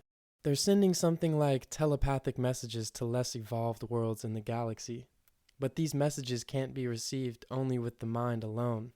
You have to also use your center of comprehension in the heart. You already told me about that. What do the messages say? Try to pay attention with your heart. Calm down your thoughts and maybe you'll receive them. We're very near the source of emission. No, not like that. Relax your body, close your eyes, and stay alert. I did what he said. At first I didn't feel anything except a special emotion that I'd been feeling since we approached the place. But then I was invaded by some idea sentiments. All that is not sustained by love will be destroyed, forgotten in time, repudiated. A sort of inner clarity came over me. Then my mind gave words to those sensations. It was something very strange and beautiful. In all that which in love is sustained, friendship or partner, family or group, government or nation, individual soul or humanity, will be firm and secure, must prosper and be fruitful, and will not know destruction. I could almost see the being who was saying that. It seemed to me that it was not those persons who were talking. For me, it was God talking. That is my pact. That is my promise and my law. Did you pick it up, Jim? Amy asked me. I opened my eyes. Oh, yes. What does all this mean? Those messages come from the intimate, from God. These friends that you see here receive them and retransmit them to less evolved worlds like yours. There, other persons pick up on them. Those messages can be used to help create a new world. A new world? When I remember how things are on Earth, I don't think it will be easy to achieve that anytime soon, Amy. You're right, but don't see it as so difficult, Jim. The times are changing rapidly. Conditions are arising to produce an evolutionary leap on your planet. What are you talking about, Amy? I asked, very interested. I'm talking about something that can put an end to millenniums of barbarity and pain, about something that can make your world enter a new age where love reigns definitely. Is something so marvelous really possible, Amy? Yes, because your planet is beginning to receive very subtle cosmic and geological energy, vibrations that are more and more elevated, luminous radiation that benefits the growth of love in all beings. This began some time ago and is already producing great changes in millions of people. A little more and you folks will be prepared to make that evolutionary leap and live as people do here on Ofer. But for now, it's not possible. Why not, Amy? As I told you, your planet continues to be guided by old ideas that are not adapting to the new times. This makes people suffer. It's like wearing shoes that are too tight.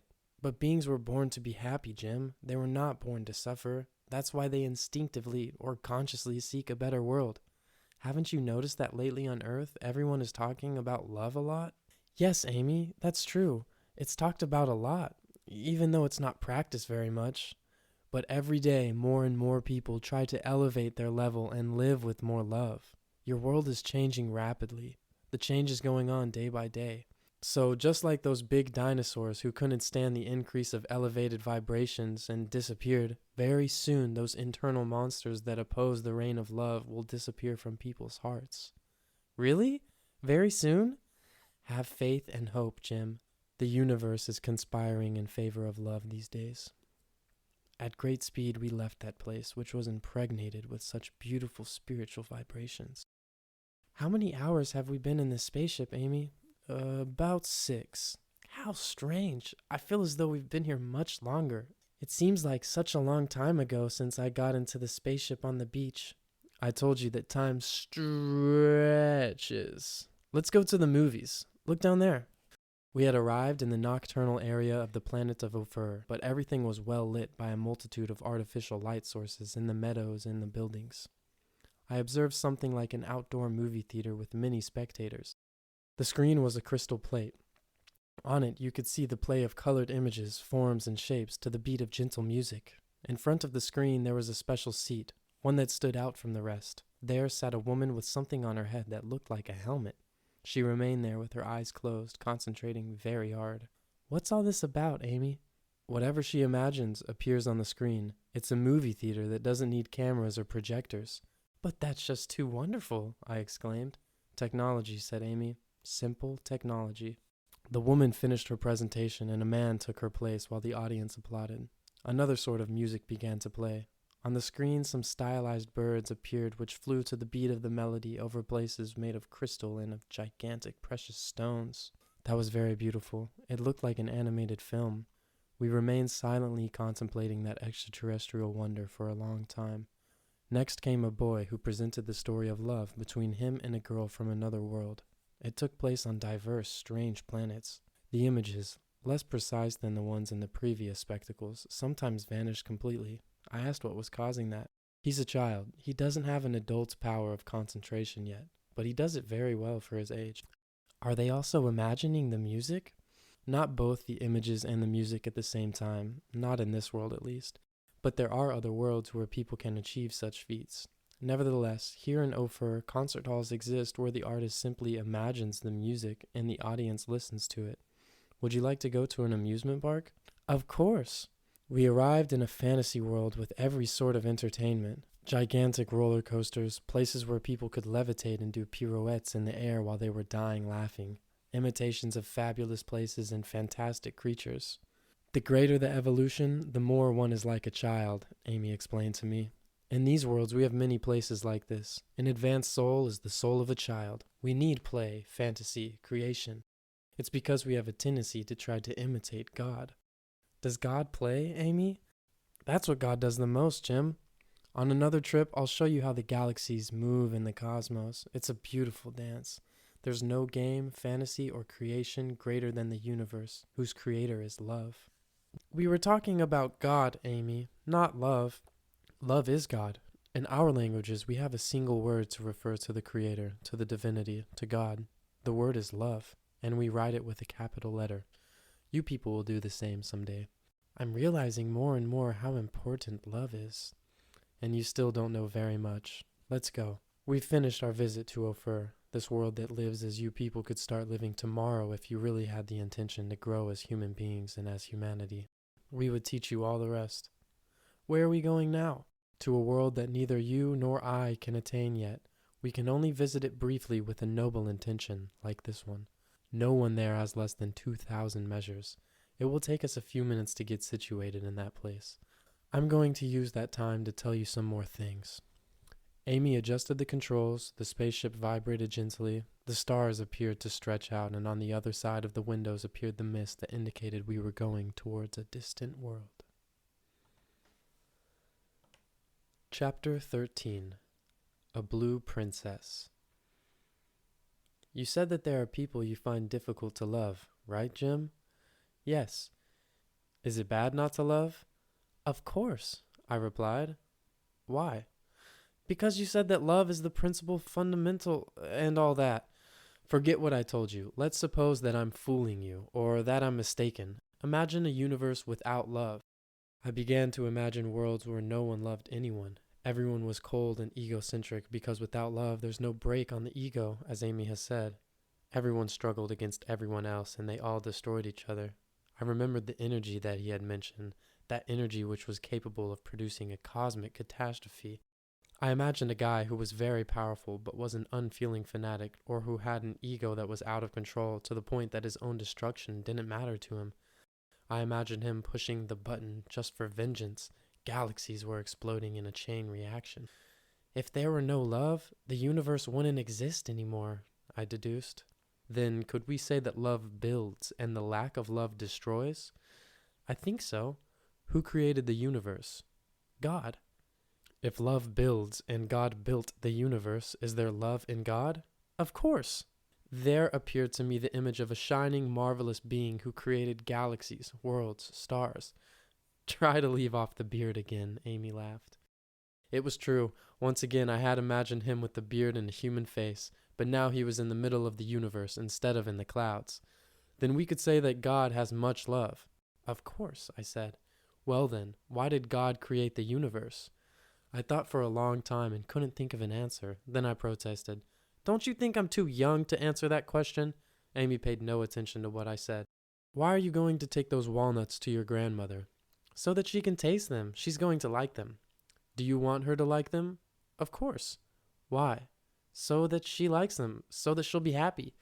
Why do you want her to be happy? Because I love her. I surprised myself by confirming that another of the characteristics of love is the desire for the happiness of those we love. Why do you want her to like the walnuts? Is it so that she'll be happy? Yes, that's why. Why did God create people, worlds, landscapes, flavors, colors, aromas? So that we'll be happy, I exclaimed, pleased that I understood something that I'd been missing. Very good. Then does God love us? Of course. He loves us a lot. He created an entire universe for us. Then, if he loves, we would have to love as well, wouldn't we? Yes, if God loves. Perfect. Is there anything superior to love? You said that it was the most perfect thing. And I also said for you to forget everything I said, he smiled. Some people say that intelligence is superior to love. What are you going to do when you give these walnuts to your grandmother? I'm going to see if I can surprise her with them. And you're going to use your intellect for that, aren't you? Of course. I'm going to think about what I can do to make her more happy. Then your intellect serves your love. Or is it the other way around? I don't understand. What is the origin of your desire for your grandmother to be happy? Is it your love or your thought? Oh, it's my love. Everything is born from that. Everything is born from that. You're very right, because creation springs from divine love. First you love, and after that you use your intelligence to make your grandmother happy. Is that true? You're right. I put my intellect to the service of my love. Love is first. What is above love, then? Nothing? I asked. Nothing, he replied. He turned towards me with a luminous look in his eyes. And if we saw that God has much love, then what is he? I don't know. If there's something greater than love, God should be that, right? Oh, I think so. And what is greater than love? I don't know. What did we say that there was above love? We said that there wasn't anything. Then what is God? He asked again. Oh, God is love. You said that several times, but I thought that God was a person with much love. No, God is not a person with much love. God is love itself. Love is God. I don't think I understand, Amy. I told you that love is a force, a vibration, an energy with effects that can be measured with the appropriate instruments, the sensometer, for example. Yes, I remember that. Light is also an energy or vibration. Is it? Yes, and X-rays, infrared, and ultraviolet are as well. They're all vibrations of the same thing at different frequencies. The higher the frequency, the finer the material or energy.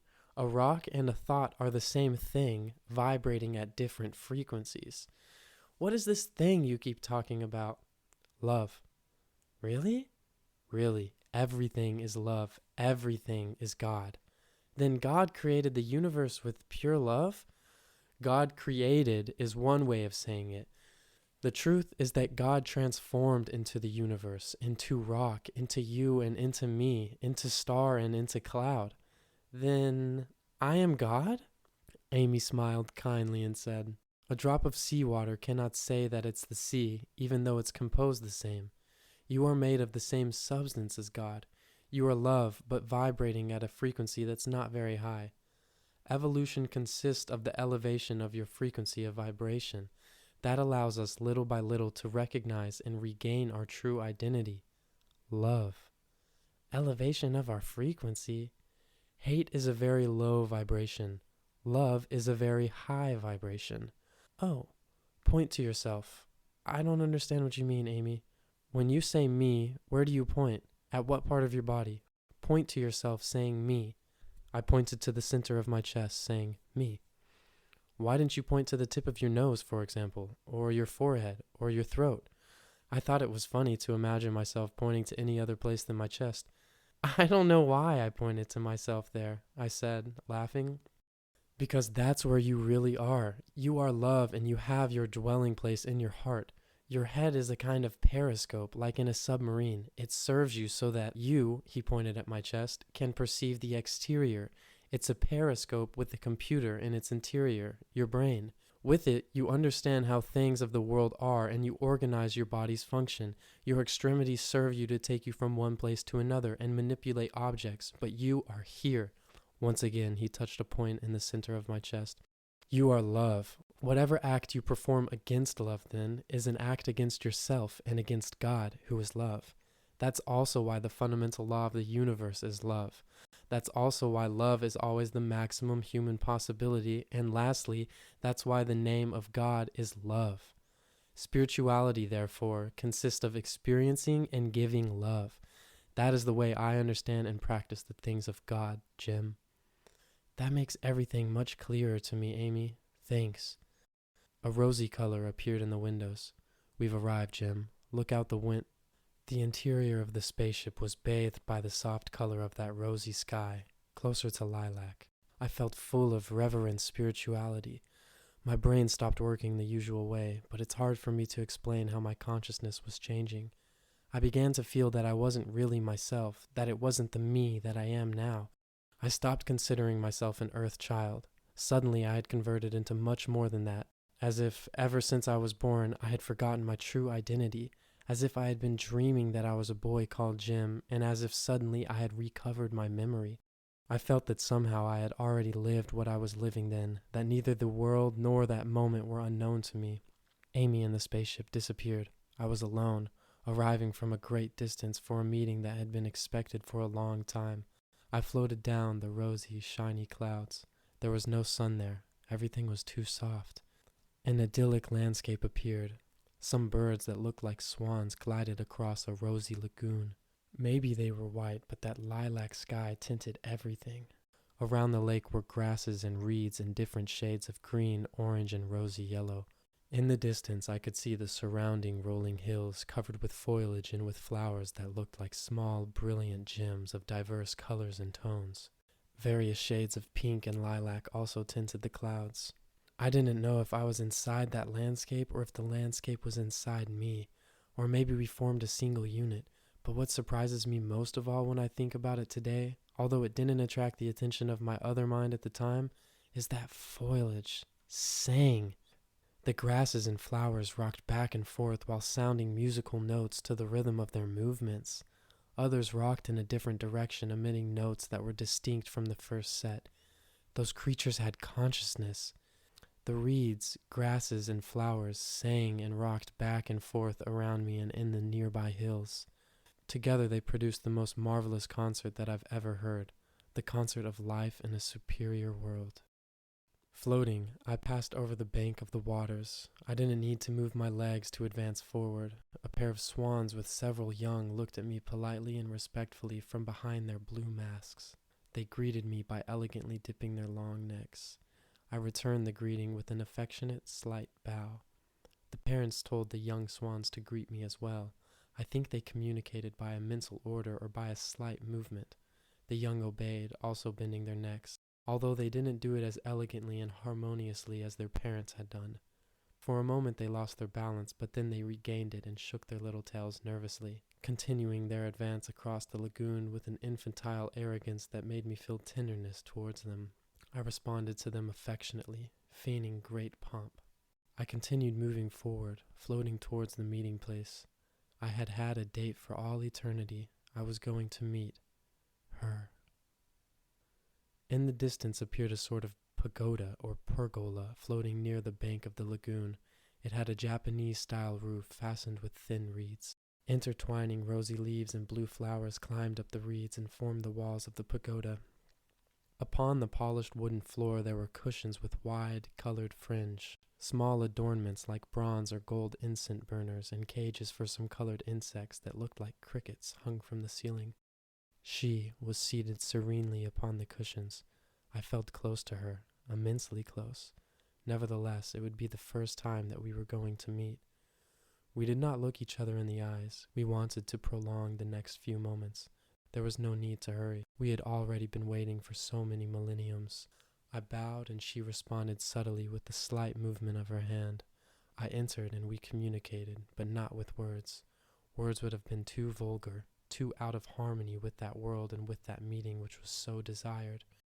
Our language was an artistic ritual of slight, almost imperceptible movements of arms, hands, and fingers, accompanied by a sort of sentiment that we were projecting by vibrations. Later, Amy explained to me that when spoken language is insufficient to express what we feel, we need other forms of communication. Then we resort to art. The moment arrived to look at that unknown face. She was a beautiful woman with Asian features and light blue skin. Silky black hair with the center part. She had a mole in the center of her broad forehead. I felt much love for her and she for me. The culminating moment had arrived. I reached my hands out to hers and everything disappeared. I was next to Amy in the spaceship. The shining white mist indicated that we were leaving that world. Doe. Oh, now you're back, said Amy. I discovered that all that had happened in the fraction of a second between the win and the doe of the word window, that Amy had said just as the rosy color appeared outside of the glass. I felt anguished, like someone who woke up from a beautiful dream to a gloomy reality. Or was it just the opposite? Couldn't this be a bad dream and the other be reality? I want to return, I shouted. Amy had cruelly separated me from her, ripping me away. How could he do that to me? I still hadn't recovered my usual mind. The other me was superimposed over my normal identity. On one side I was Jim, a 9-year-old boy, but on the other side I was a being. Why couldn't I remember it now? There'll be time, Amy calmed me gently. You're going to return, but not yet. I calmed down. I knew that was true, that I would return. I remember that sensation of not rushing things, and I felt tranquil.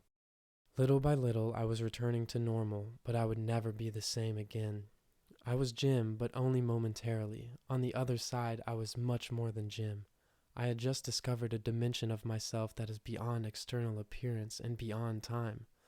What world was I in? In a world beyond space and time, in another dimension. I was there, but I wasn't the same. I was another.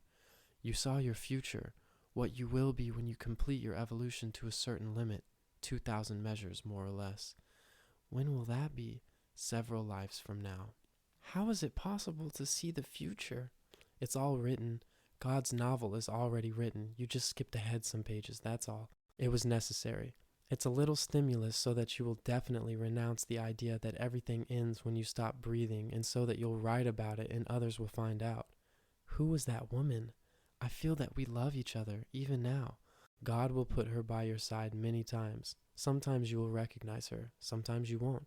It depends upon the center of comprehension in your chest. Each soul has a single component, another half. She had blue skin. So did you, only you didn't look in a mirror. Amy was laughing at me. Is my skin blue now? I looked at my hands uneasily. Of course not. Neither is hers now. Where is she right now? Thereabouts, he said mischievously with a mysterious air. Take me to her. I want to see her. And how are you going to recognize her? She has a Japanese face.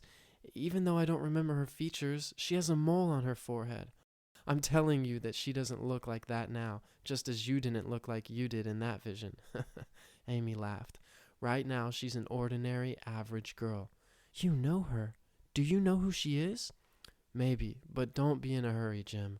Remember that patience is the science of peace, of interior peace. You shouldn't want to open a surprise present before it's time. Life will be guiding you. God is behind each happening. How will I recognize her? Not only with your mind or calculation, not with preconceived ideas or with fantasies, only with your heart working in perfect harmony with your intelligence. In other words, with your love wisdom. But how? Always observe yourself, especially when you meet someone who interests you, but don't confuse the internal with the external. Don't confuse your mind's ideas and your desires and fantasies with what you feel in your heart and with what your intelligence shows you. We don't have that much time left. Your grandmother is going to wake up. We must go back. When will you return? Write the book. Then I'll return. Should I put the little Japanese girl in it? Put everything. But don't forget to say that it's a story. Chapter 14. Until we meet again, Amy. The blue atmosphere of my planet appeared. We were above the sea, approaching the coastline. The sun was beginning to show above the horizon, and it extended its golden rays between the silvery clouds. The blue sky, the shining sea, the mountains of California in the distance. My planet is beautiful, in spite of everything. I told you so. It's marvelous, and yet you people don't pay attention to it. Not only do you not pay attention, but you're destroying it, and yourselves as well. If you folks understand that love is the most important thing in life and organize yourself the way you should, you'll succeed in surviving. First, you must consider all human beings on the planet as part of the same family, and then you must live just as families do anywhere. Everyone must participate fairly in all efforts and in all benefits. Everyone must be protected, loved, and sheltered. And you told me that this must not be done through force, right? Of course not. It must arise in a spontaneous way from the increasing of the level of love and of wisdom on earth. It should be something highly simple because it is natural, but when it is not guided by love, the intellect is put at the service of the ego and tangles things up to divide instead of unite and to benefit itself egotistically.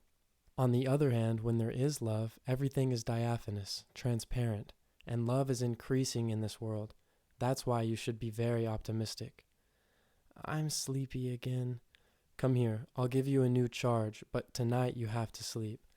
I lay down on a reclining chair. Once again, Amy put the charger at the base of my head, and I slept. I woke up full of energy and happy to be alive. Why don't you stay with me for a few days, Amy? We could go to the beach. I'd like to do that, he said, patting me on the head, but I have a lot of things to do. Many ignore the importance of love, and not only on earth. You really serve a lot. Thanks to love, you should serve too. Help spread wisdom, work for peace and union, better yourself, discard violence from your life forever. I'll do that, even though there are some people who deserve a good sock in the nose. Amy laughed. You're right, but they're socking themselves in the nose. What do you mean?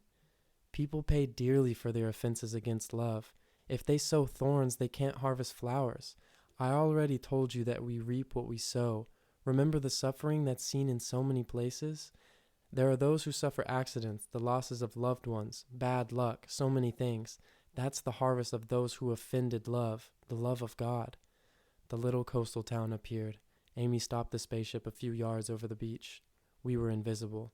He accompanied me towards the exit behind the command center. We hugged. I was really sad, and so was he. The yellow lights went on and dazzled me. Remember that love is the road towards happiness, he said to me while I could feel myself descending. I landed on the beach. Nothing was visible overhead, but I knew that Amy was watching me. Maybe, like me, he had tears running down his cheeks. I didn't want to leave yet. With a branch, I drew a winged heart on the sand on the beach so that he would know that I had listened to his message. Immediately after that, something drew a circle around the heart. I heard Amy's voice. That is Earth.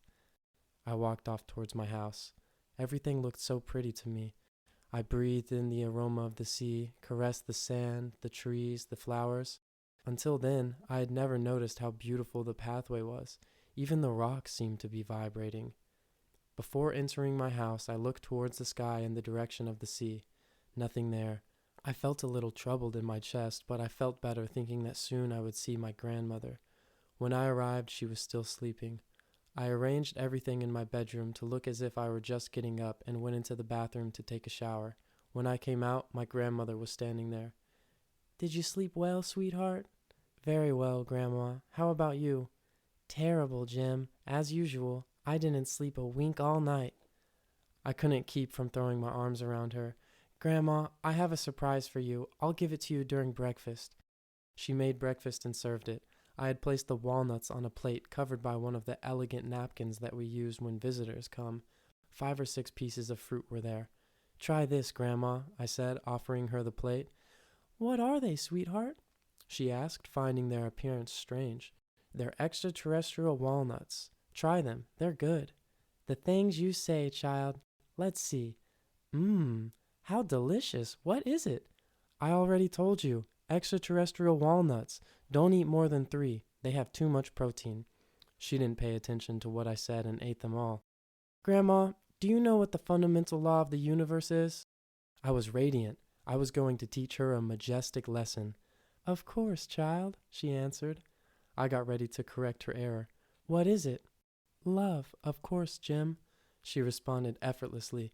It drove me crazy. How could she have known that? How did you know? I exclaimed in disbelief. I don't know. It's what I feel in my heart. Then many other people must feel it too, I said, a little disillusioned because I had found out that the great novelty that Amy had taught me wasn't such a novelty after all. Of course, I suppose that they do, Jim. Then why is there evil and war, Grandma? Because not everyone feels it or wants to feel it. I went off into town. When I reached the town square, I froze. Coming towards me were the 2 policemen from the night before. They passed right by me, ignoring me. Suddenly they looked up. Other people were doing the same. There, high above, a silvery, shiny object rocked back and forth, its lights changing colors. Reds, blues, yellows, greens. The policemen were using their portable radios to communicate with the station house. I was delighted and amused. I knew that Amy was watching me on the screen and happily waved to him. An older man with a cane arrived, looking very upset about the uproar. A UFO! A UFO! All the children cried happily. The older man looked up and then looked down again with displeasure.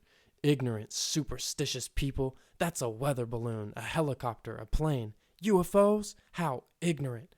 And with his cane he haughtily walked down the street, turning his back on the portentous spectacle that had appeared in the sky on that morning.